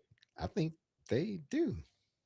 I mean, you need sandpaper and grit on your hockey team. You can't play hockey without at least a little. There's absolutely nothing wrong with sandpaper and grit. I prefer. Now, if you can't skate and you have sandpaper and grit, I get it, but it's not going to work. Yeah, if that's all you have. But I mean, I want all my players to have sandpaper and grit. I mean, every team would want that. I prefer cheesy grits to sandpaper and grit. I don't want no cheesy grit guy. No, Mm-mm. Not a cheesy grits guy. Nah. Sand and grit, man. Just get in there. Fight it out. I did some digging on Ross Colton during our conversation with Trevor Matich. And the best way I would describe Ross Colton is this. He has the attributes to be an effective power forward in the NHL. He's good at getting to the front of the net. He's good at winning puck battles in the offensive zone, dumping in the puck, going and getting it, sustaining possession, all of those things. So again, is Ross Colton, if you're a Predators fan today and you're hearing about this for the first time, are you saying, as Floyd Reese used to say, just get me to the playoffs, baby, and let's see if Ross Colton can get the Predators the Stanley Cup? No. Ross Colton is an effective role player. I think in Nashville, he will have a bigger role than he had in Colorado because the Avalanche opportunity. He will have more opportunity. The Avalanche had centers to spare with, of course, Nathan McKinnon and Nazem Kadri and Brock Nelson and Nick Waugh.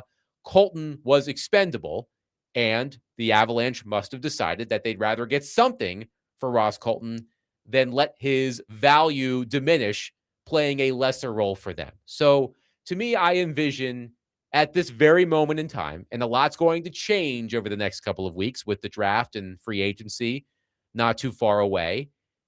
I can envision Ross Colton starting at second line center for this team behind Ryan O'Reilly. That's where I would have him right now.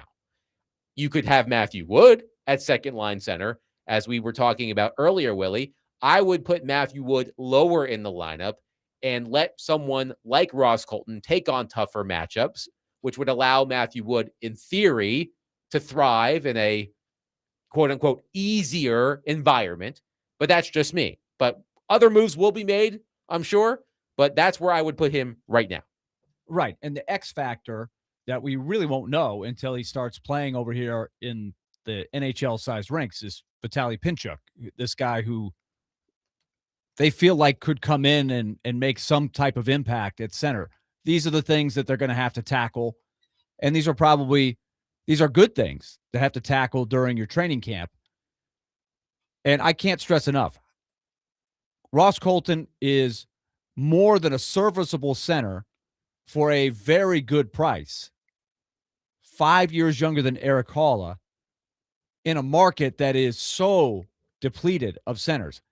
If Chris McFarland were not the general manager of the Avalanche and with the relationship of Joe Sakic, I'm curious how easy it would be to make this deal. Like, I have to imagine there would be other teams that see this trade and go, there's McFarland and Sakic there. I wouldn't have mind having Colton.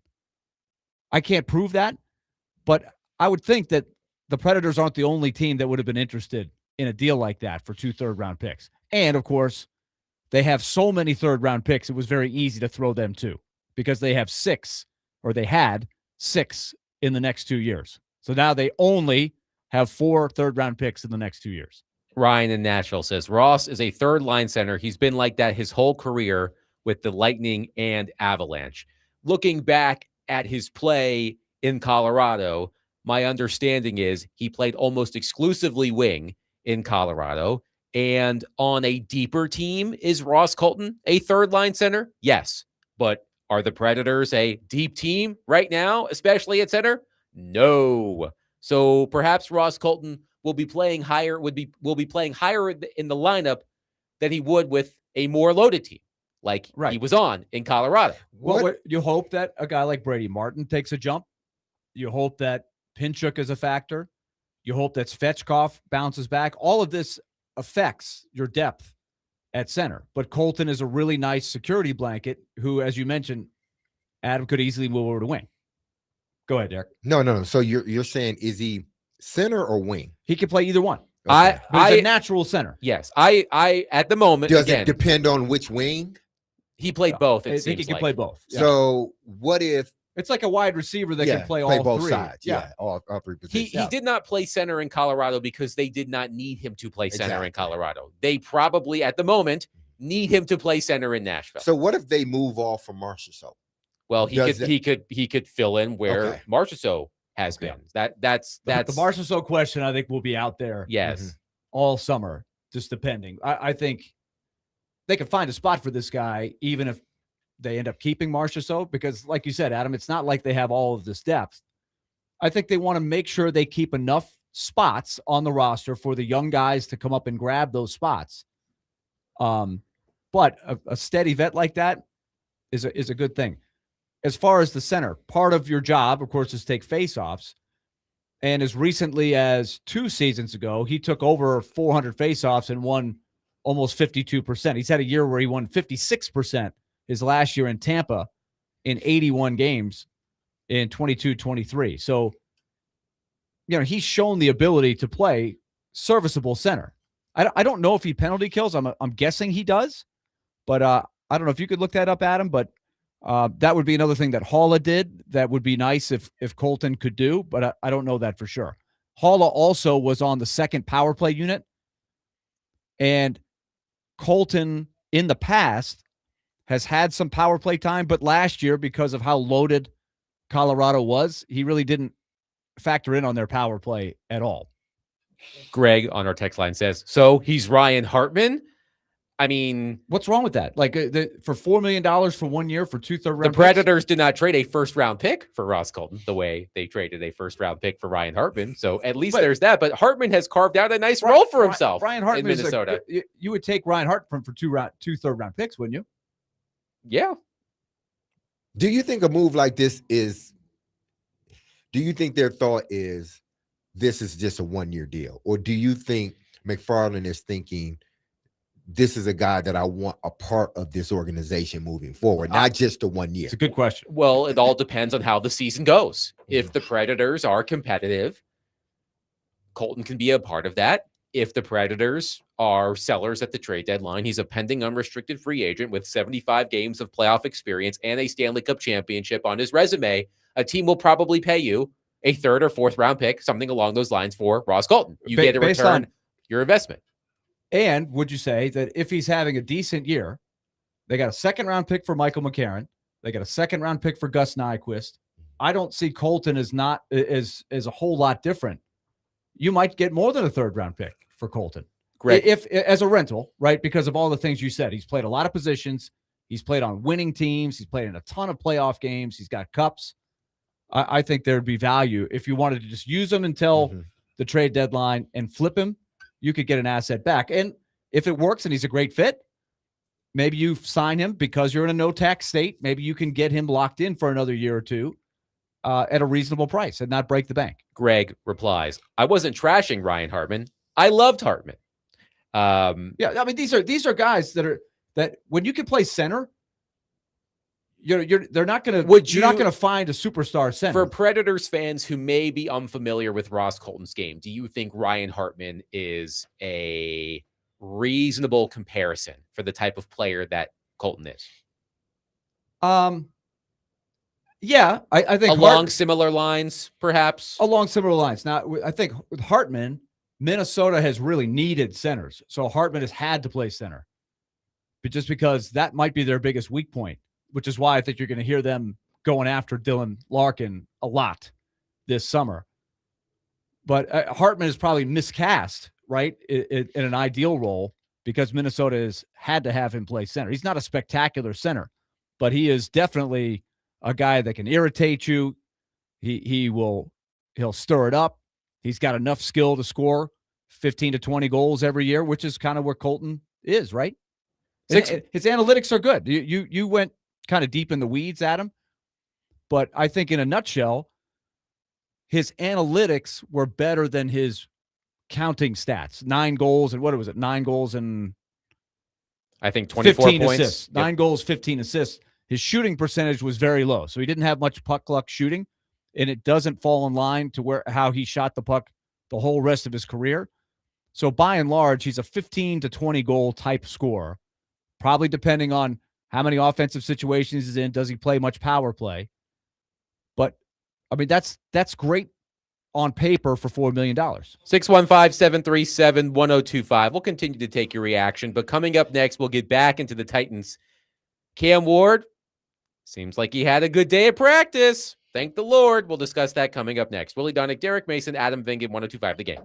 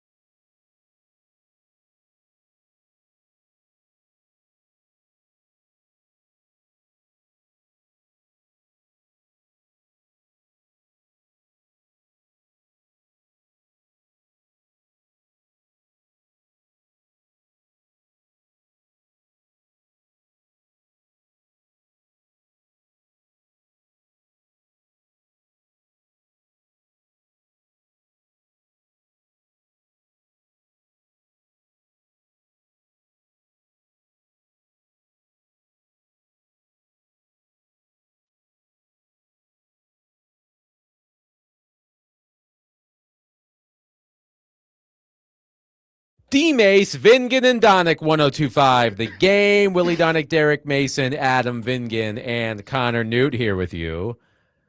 The Tennessee Titans back on the practice field today. They've got one more day of mandatory minicamp, and then they gone, and we'll see them during training camp. But as we have discussed a lot over the past week or so, the number one story, Cam Ward and his underwhelming performances in off-season practices. We had Paul Kuharsky on the program during the 3 o'clock hour. He was at practice, and he said that Cam Ward had a solid day of practice. I am reading now from Nick Suss of the Tennessean, quote, Ward's play drew criticism toward the end of Tennessee Titans offseason practices last week.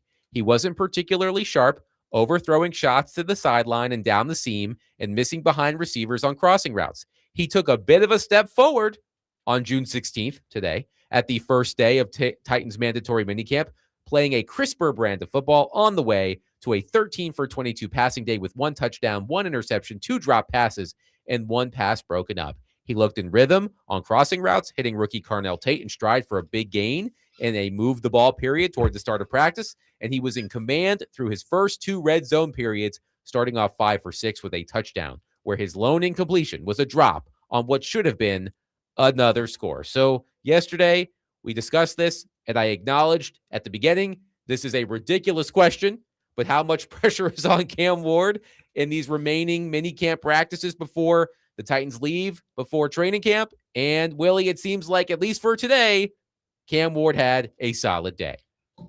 So today, I'll give you a little bit of the opposite side of what I was giving you yesterday in preparation. So if I'm going to be the guy that says, I'm really not worried about it if he struggles this week, then I'm not going to sit here and get all excited that he had a good day, right? There's going to be good days and bad days.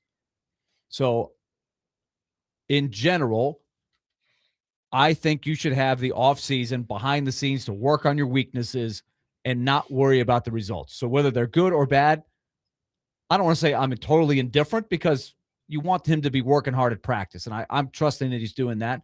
So I'm happy he made some progress. But if he has a bad day tomorrow or the next day, not going to worry about it. It's about stacking days. And I know it's cliche, but it's about stacking days. Some days you can't stack as much, but that doesn't mean I'm going to stop stacking. And that's Cam. That's the team. So it's not just relegated to, the quarterback. It's everybody on this team, trying to make sure each day you leave practice that you're stacking more positive things on rather than, negative things. And last week, based upon what was coming out, Cam wasn't stacking positive days together. But he starts the week off as stacking a good day, and you just kind of see where you can go from there. So again, it's to me, it's not about, he needs to be this good before this time. No, it's about him stacking days and building on what he's putting out and kind of going from there. And then hopefully the team is doing the same thing. I want to play a couple of clips from today's news conferences. We'll start with Robert Saleh. Of course, one of the first questions he was asked by our friend Corey Curtis was about Cam Ward's accuracy issues. Here is what Robert Saleh had to say. That is not at all.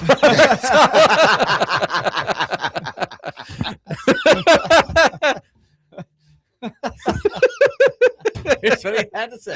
That was right on time. This is what he had to say. I hope you were paying attention. I like that, Connor. Curveball during the 5 o'clock hour. All right. In just a moment, we'll hear what Robert's You're ready now. I've had him ready for hours. I don't know what that was. Robert Saleh likes salsa music, yeah, perhaps? I don't know. All right, let's try that again. Here is Robert Saleh on Cam Ward. When Cam misses, like an open receiver, what's the why for him usually?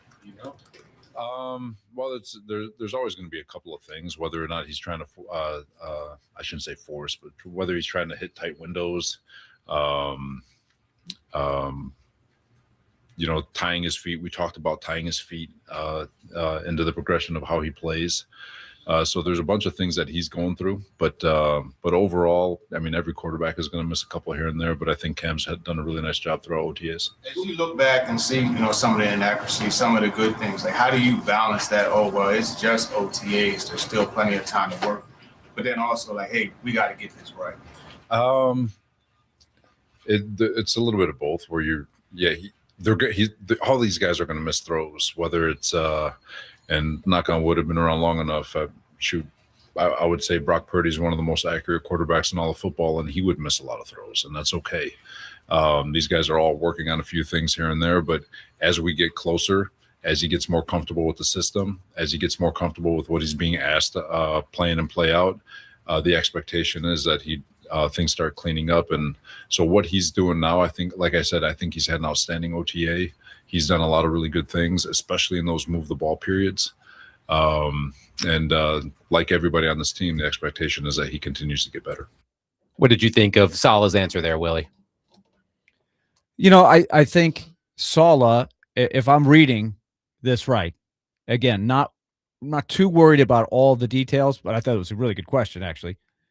I think he tries to answer without giving you – he's good at giving you a lot of words, a lot of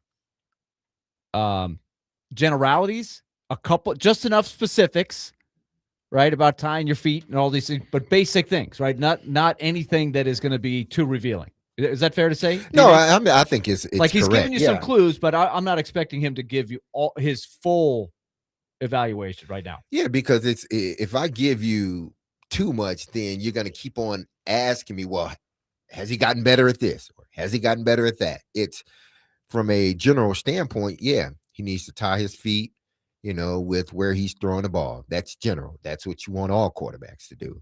Trying to fit the ball in tight windows. This is when you try it. These are the times that you try it. Any other time, if it does come up, it's like a must, fourth down, and you got to throw it into that window.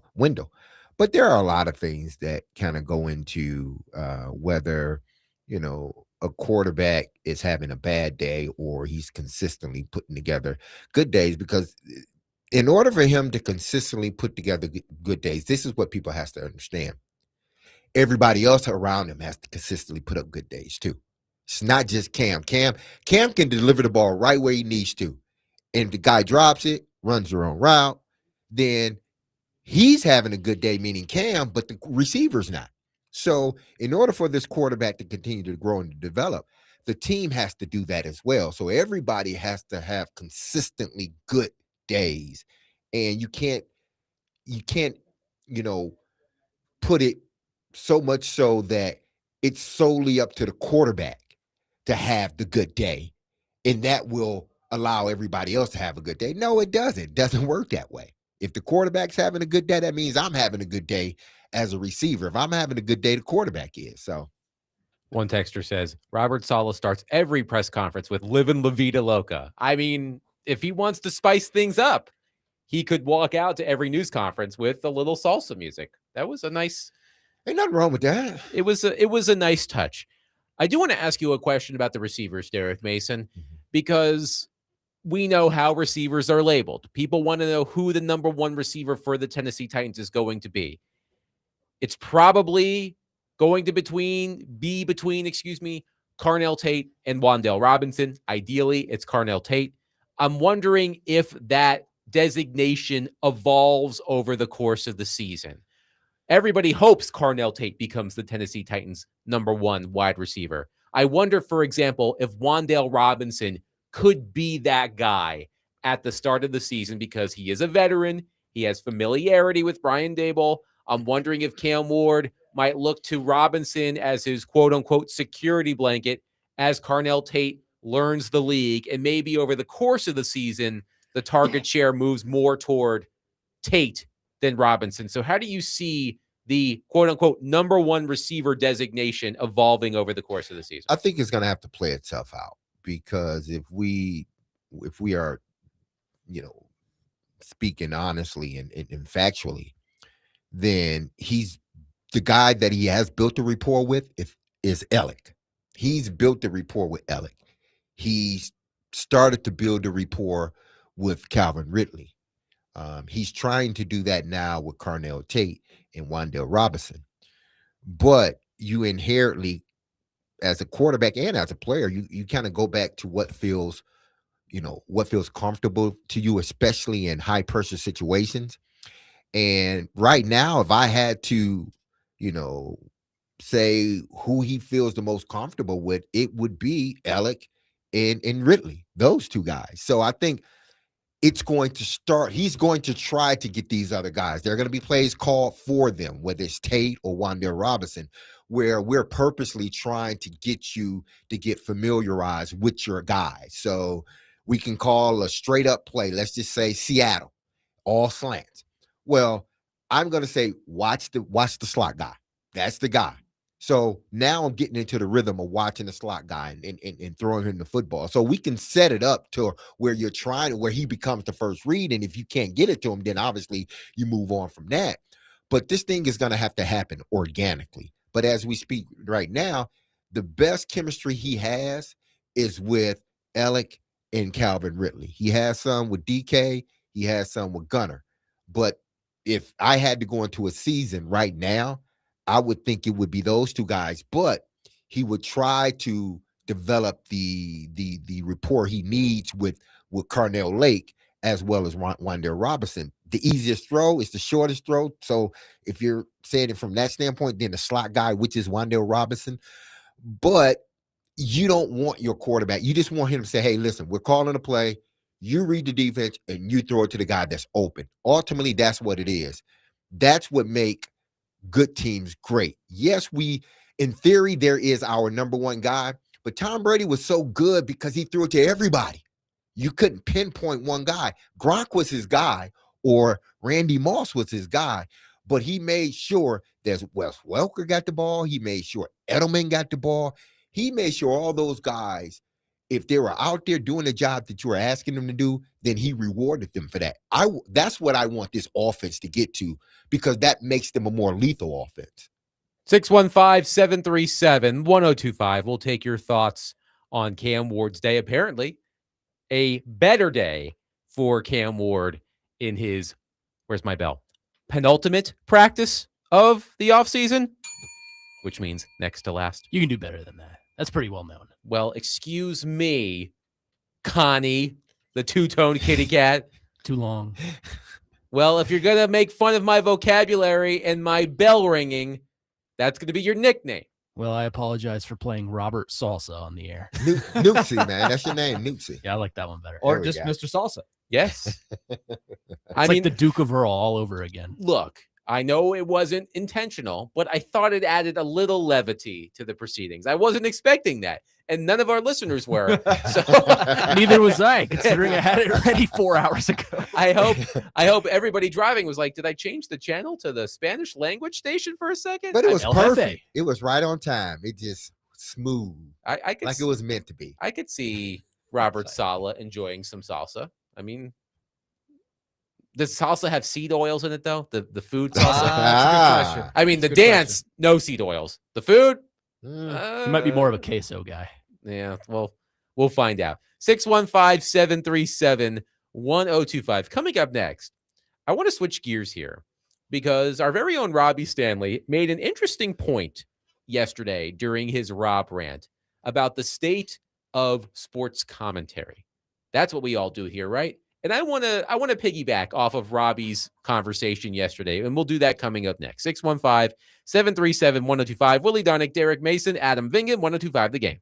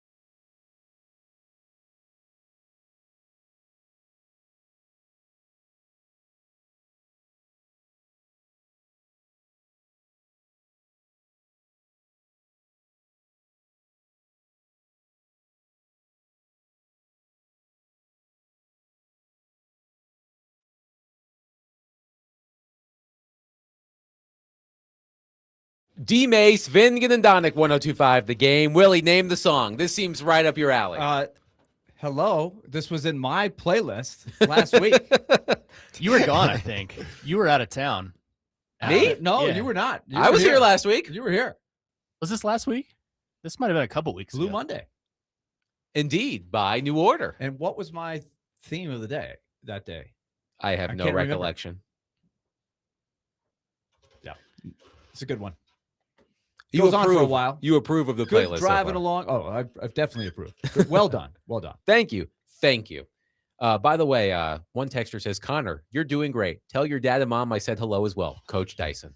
Oh, Wow. There That's you go. way back. That's like Who is Coach Dyson to you?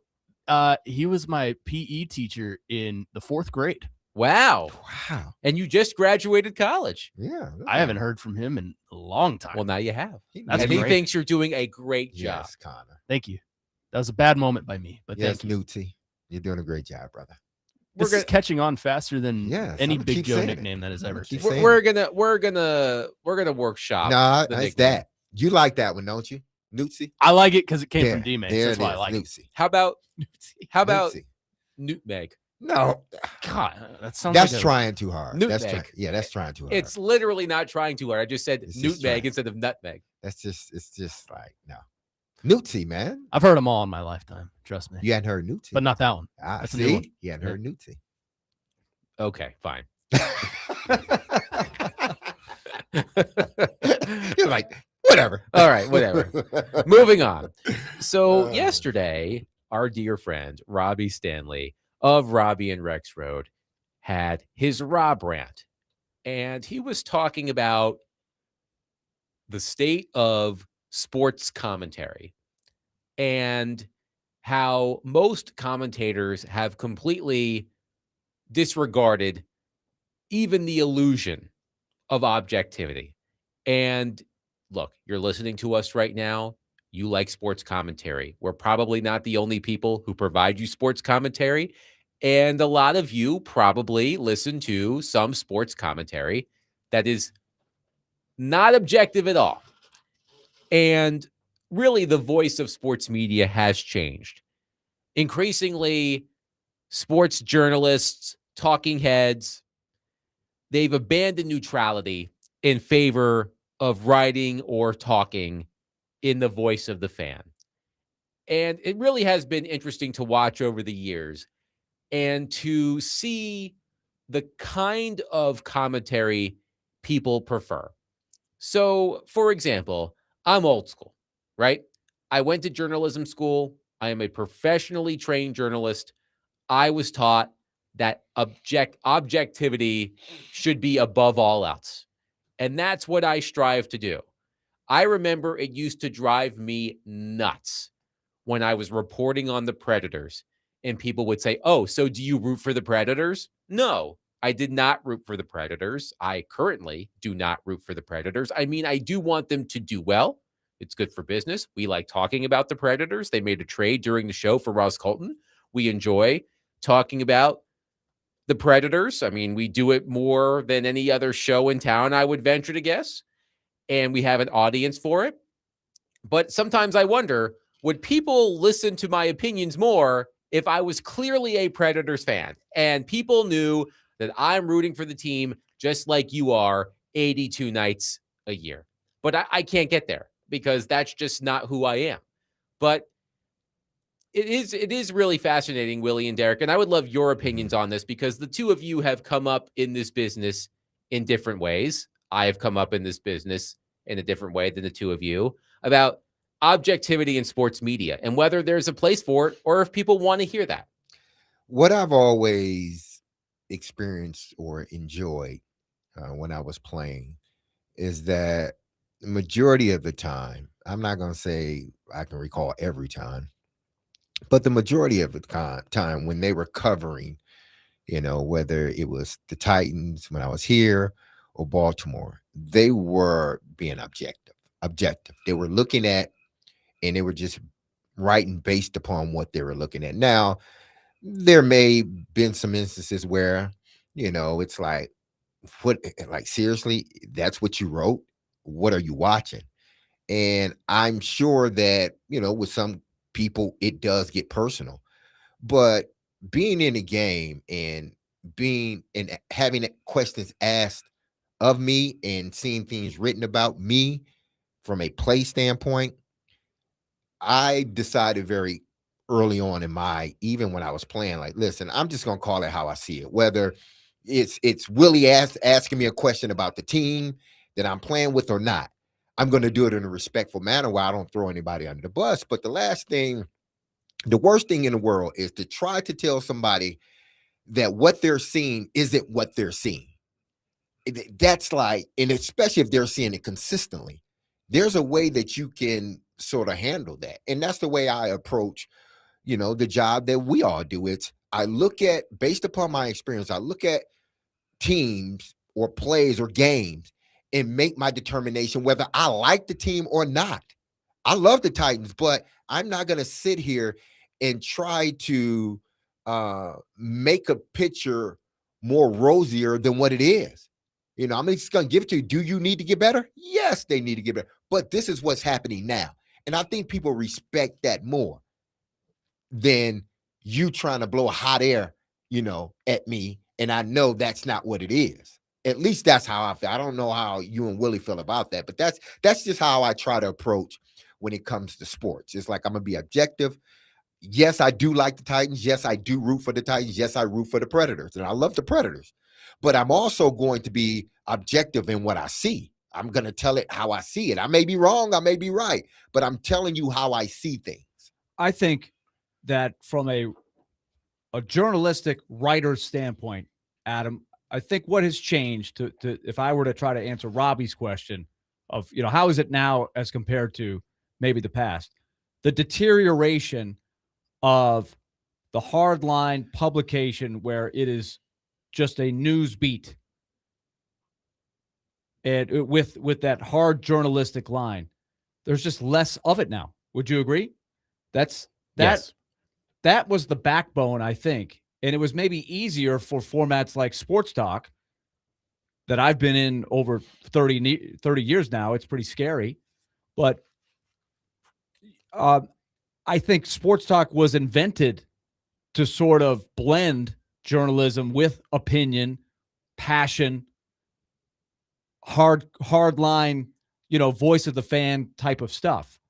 So I look at Sports Talk a little bit different than if I were covering a team for a newspaper or writing. But now the lines are a little bit blurred because there's not as many newspapers. There's not the same resources for newspapers, especially when it comes to covering sports.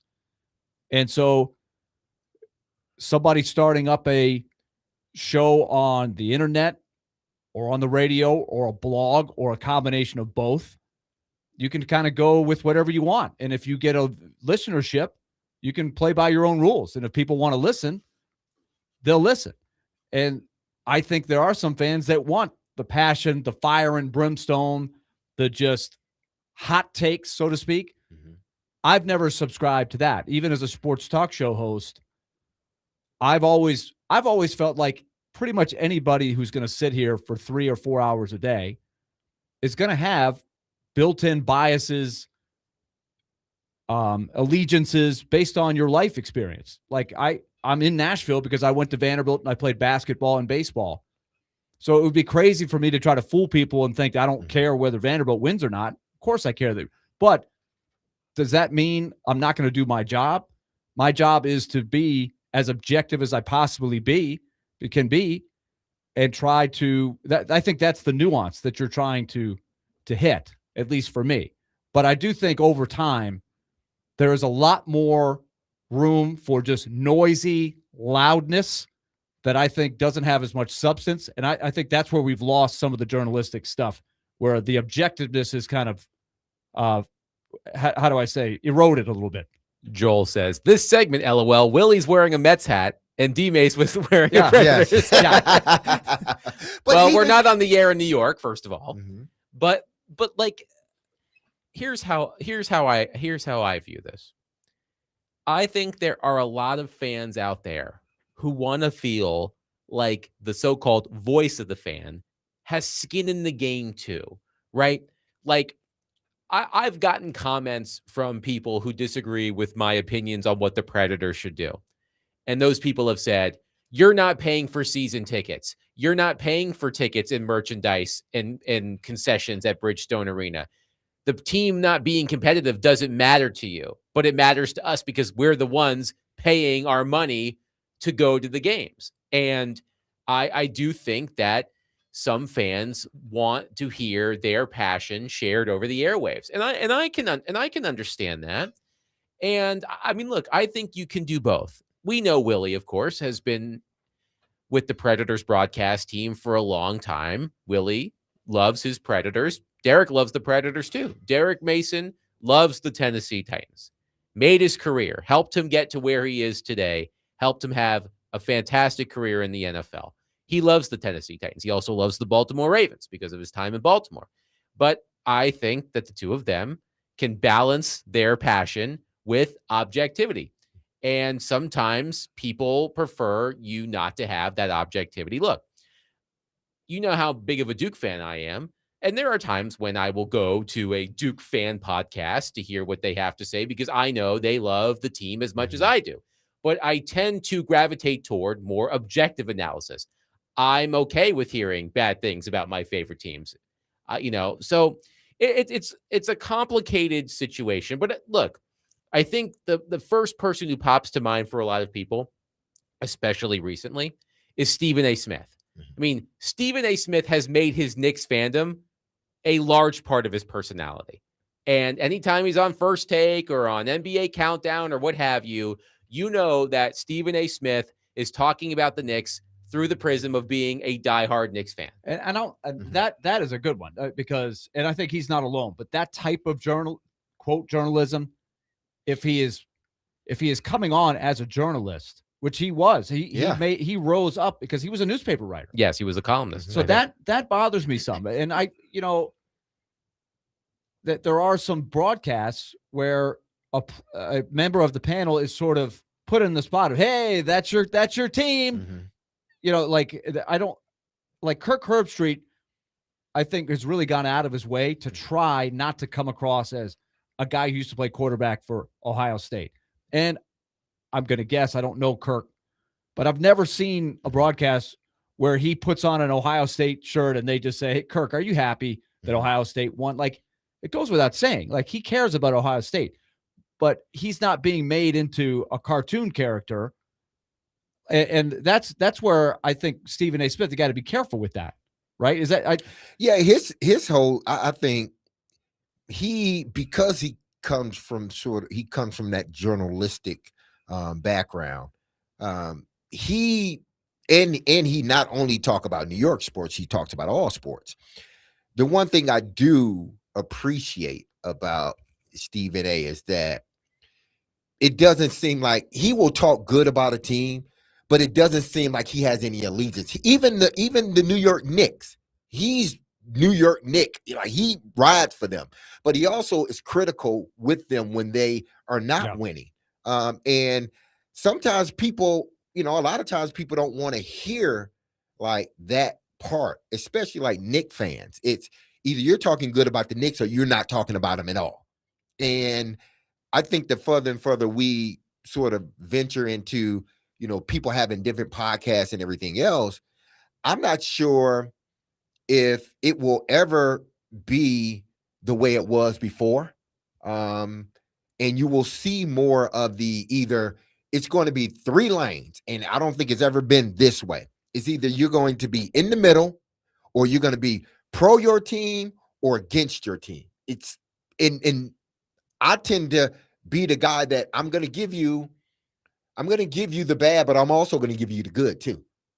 615-737-1025. Speaking of the Knicks, James Dolan, he made a passionate speech to his team before the playoffs, and he made an incredibly strange request, which we have to discuss coming up next. 615-737-1025. Willy Darnick, Derek Mason, Adam Vingan, 1025 The Game.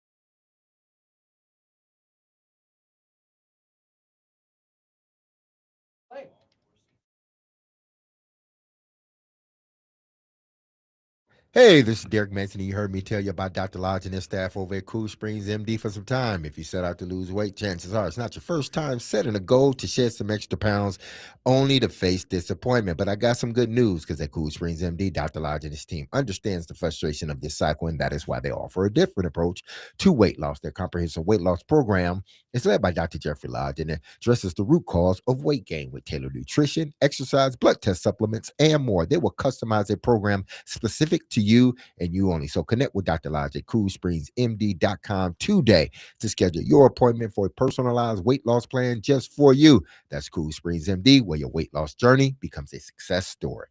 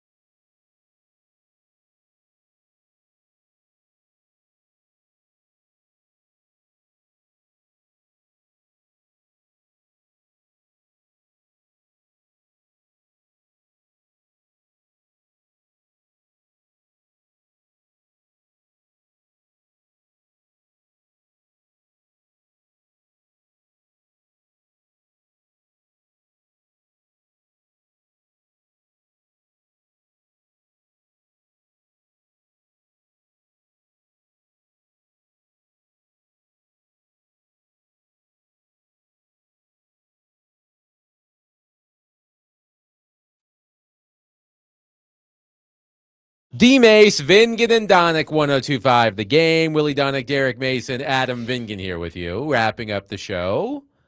Thank you to Paul Kuharsky and Trevor Matich for joining us today. On tomorrow's program, Gentry Estes of the Tennessean will join us. So looking forward to that. So, of course, the New York Knicks have won the NBA title for the first time in 53 years, defeating the San Antonio Spurs over the weekend.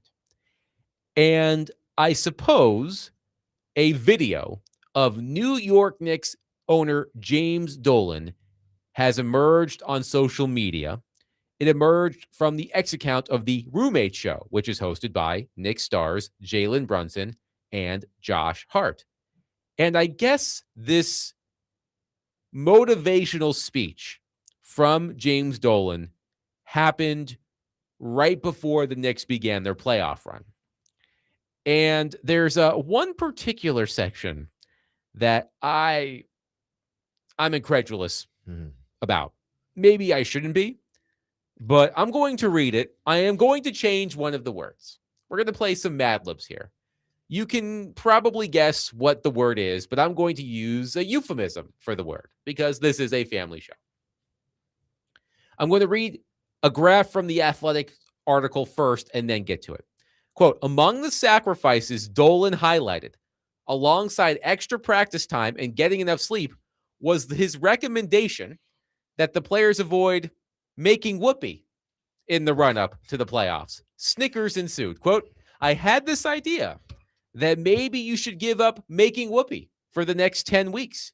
You don't have to give up making whoopee for the next 10 weeks, but like the Spartans, you know what Spartans are? Not Michigan State Spartans. They denied themselves, right? So that they can have an edge, get the edge. Go home, talk to your wives and tell them. Don't tell them you're not going to make whoopee. Don't tell them it was my idea. But let them know what this is going to be like, what your commitment is going to be like, and how they're going to have to sacrifice to 10 months? 10 weeks. Oh, 10 weeks. I was about to say, for the good Lord. playoffs. I mean, listen, I don't know why would he even say that, but I think players, especially when you're dealing with series, you know, there are some things that just because you're so locked in, you're not going to do anyway. I don't know him bringing it up was anything that anybody even thought about. You know yourself, you know your body. But it's a weird thing to say. Yeah, to it is. That's what I'm saying. To a group of grown men. That's what I'm saying. That's like, the point. In Rocky, Mickey did tell Rocky to stay away from the pet shop. Abstain from it. The pet shop dame, as he called Adrian. And he said, women, weaken legs. But I don't know if there's any science behind that. Does James Dolan have some sports science theory? Something tells me. Couldn't you argue that if you did, there's a benefit? Yeah, you would think so. I'd like to think so. Yeah, exactly. I think that's one where if you're in the meeting, you nod your head. You Okay, nod, boss, like, sounds good, and then you do what you need to do. Exactly. Man, as long as you're not an hour before the game or the night of the game, yeah, okay, don't. But not to do that. Lelouch, Exactly. right before we went out and pitched in Bull Durham. On today's episode of Ask DMase. I'm not doing anything an hour before the game. I mean, come on now. Nuke Lelouch, I think, was about 10 minutes before the game. But I think the idea of, generally speaking, we're in this together. Conserve. We're sacrificing for the greater good of the team. In general, yes. But that one? Again, I would be sitting there going, yeah, okay, boss, I got you. And then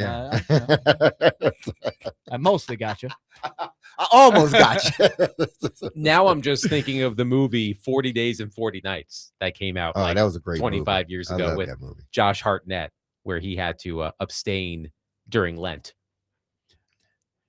Man, that would be. I don't think I've ever. I'm trying to think. Have I ever heard a coach say that? No, I've heard coaches say make good decisions, a night before a game or, leading up to the game, make good decisions on a Friday. But I don't think those good decisions ever meant, well, you can't, have a little fun with your mate, with your wife. I don't think that was ever a part of it. So I don't know. Well, it worked. I don't know. So do you think that they So. abstained? No. 10 weeks? No. No. I'm going to say no. I'm just going to go out on a limb. No. No. All that's okay. In a run like that, there's stress built up. There's just stress built up, man. That's all I'm going to say. That's all I'm going to say. There's stress built up. Yeah. Yeah. So, I mean, they got private. You got to have balance. Yeah. Some people like to break glass. Okay. I mean, who's breaking glass? They have those places you can go where you can break glass and they relieve stress, like a destruction room or something along Absolutely. those lines. So I've always wanted to do one of those. Do that, others like to have fun with their wife. There's nothing wrong with that. I did see a funny story from June Lee, who's a really good reporter, and he said apparently the Sphere in Las Vegas, James Dolan owns the Sphere in Las Vegas. And apparently he was so preoccupied with the Sphere that he wasn't meddling in the daily affairs of the New York Knicks. And therefore, hey, he got out of the way and look what happened. That's why they won, James Dolan. It's very similar. This is, again, history. Why do we study history? Because history tends to repeat itself if we don't learn from it. George Steinbrenner, the most meddling owner of all time, he invented the meddling owner. He got suspended from baseball in the late 80s, early 90s, the Yankees were all the way on the bottom. But while he was out and wasn't meddling every day, they actually started rebuilding the farm system. And then a year or two later, when he came back, they had already started to build the great Yankee teams of the 90s. So a lot of people think that wasn't coincidence either. It's very similar with Dolan. I suppose so. Get out of the way and let people do their job who know the game. While we were talking, I received an email from ESPN. Yes. ESPN delivers the most watched Stanley Cup final since 2019, capping its most watched Stanley Cup playoffs ever. The 2026 Stanley Cup final on ABC averaged 5.2 million viewers across 6 games, making it the most viewed Stanley Cup final since 2019. That was Boston versus St. Louis. That series went 7 games. That is a remarkable number for a series involving Las Vegas and Raleigh, North Carolina. And Derek, as we talked about before the series, people going, I don't know how many casual fans they're going to watch this series. Clearly they did. Exactly. And they saw some great hockey. And as the press release says, the Stanley Cup Stanley Cup playoffs was outstanding for ESPN and ABC. And whenever this happens, we always say, well, let's see if they can keep up that momentum. But huge numbers for the Stanley Cup final. And look, it pales in comparison to what we see on football Sundays. And even the first U.S. men's national team game had nearly 16 million viewers. But a 5.9 million viewers for Game 6, it peaked at 7.2 million. I mean, those are impressive numbers, Willie, for the Stanley Cup final, when you consider especially the markets of the teams involved. True. And also I think it helps. This is the reason why you put up with what you have to put up with the ESPN/ABC part of it. In other words, you're not going to have the undivided attention of ESPN at all times, right? But when you partner with ESPN, you get way more exposure as a league. ESPN buys into it, and having the games on ABC is a big boost to the ratings. Who's kidding who? Like when it's on TNT, because it's cable, you lose a section of the viewers, even though their broadcast is outstanding, in my opinion. I think the high scoring games kept people no question as well. The product is good. It's a good product. Did they play, the defense that some may have wanted to see? No, but in today's sports, people want to see excitement, and what is exciting to them is goal scoring touchdowns, or making 3-pointers. That's what they see, or hit home runs. And they got exactly that in this year's Stanley Cup, with the exception of the last game where Carolina just shut out Vegas. But it was a good series altogether. We said if you like the first game of the series, you're gonna like the whole series. And the first game of the series was one for the ages. So Jeff says, Adam, could you please provide a list of the ingredients for making whoopee? Go ask your mother. Is there still a team in Macon, Georgia called the Macon Whoopee? You know what? Wasn't that a minor league hockey team? It was. Macon Whoopee. The Macon Whoopee. How did they come up with a name? They no longer exist. I see why. Because it's a name. Didn't sell enough tickets, I guess. Nah. What you doing? Oh, I'm going to Macon Whoopee. Huh? I'm going to the Whoopee game. Banana Ball should bring them back. Is it bad that I just realized after all these years that Macon Whoopee is a pun? I'm like, that's an interesting name, the Macon Whoopee. And now I get it. Like 25 years after the team went under. Has it been that long? Yeah, I think it says 2001 here. Oh, man. Sad. I mean, I never said I was the sharpest tool in the shed. Did they become another team, or they just no? I'm not sure what the appetite for minor league hockey was in Macon, Georgia. You know what I mean? Like, it's. I guess when the Thrashers went down, the Whoopee went down. We are not going to make you take any abstinence pledges between now and 3 p.m. tomorrow. You do you, okay? Or someone else. But you do you. Oh, Yeah, what? Where? Let me get out of here before I get in trouble with the FCC. He's over here, bud. With the FCC. That'll do it for us today. We will be back tomorrow at 3:00. We will continue the conversation on the Tennessee Titans. We'll continue the conversation on the Nashville Predators, who made a trade earlier today for Ross Colton with Colorado. But in the meantime, have a wonderful night. Don't let anybody tell you what you can and can't do in your bedroom. So, James Dolan, weirdo. That'll do it for us. We'll see you tomorrow. Be loved, love on your people. Have a safe, blessed, and wonderful day. I love you. The team loves you. You hear that music. Don't you forget about us, because we will never forget about you. We will be back on these airways started at 3 p.m. on 102.5 The Game. And as I always say, we're going to be talking and You will be listening. peace.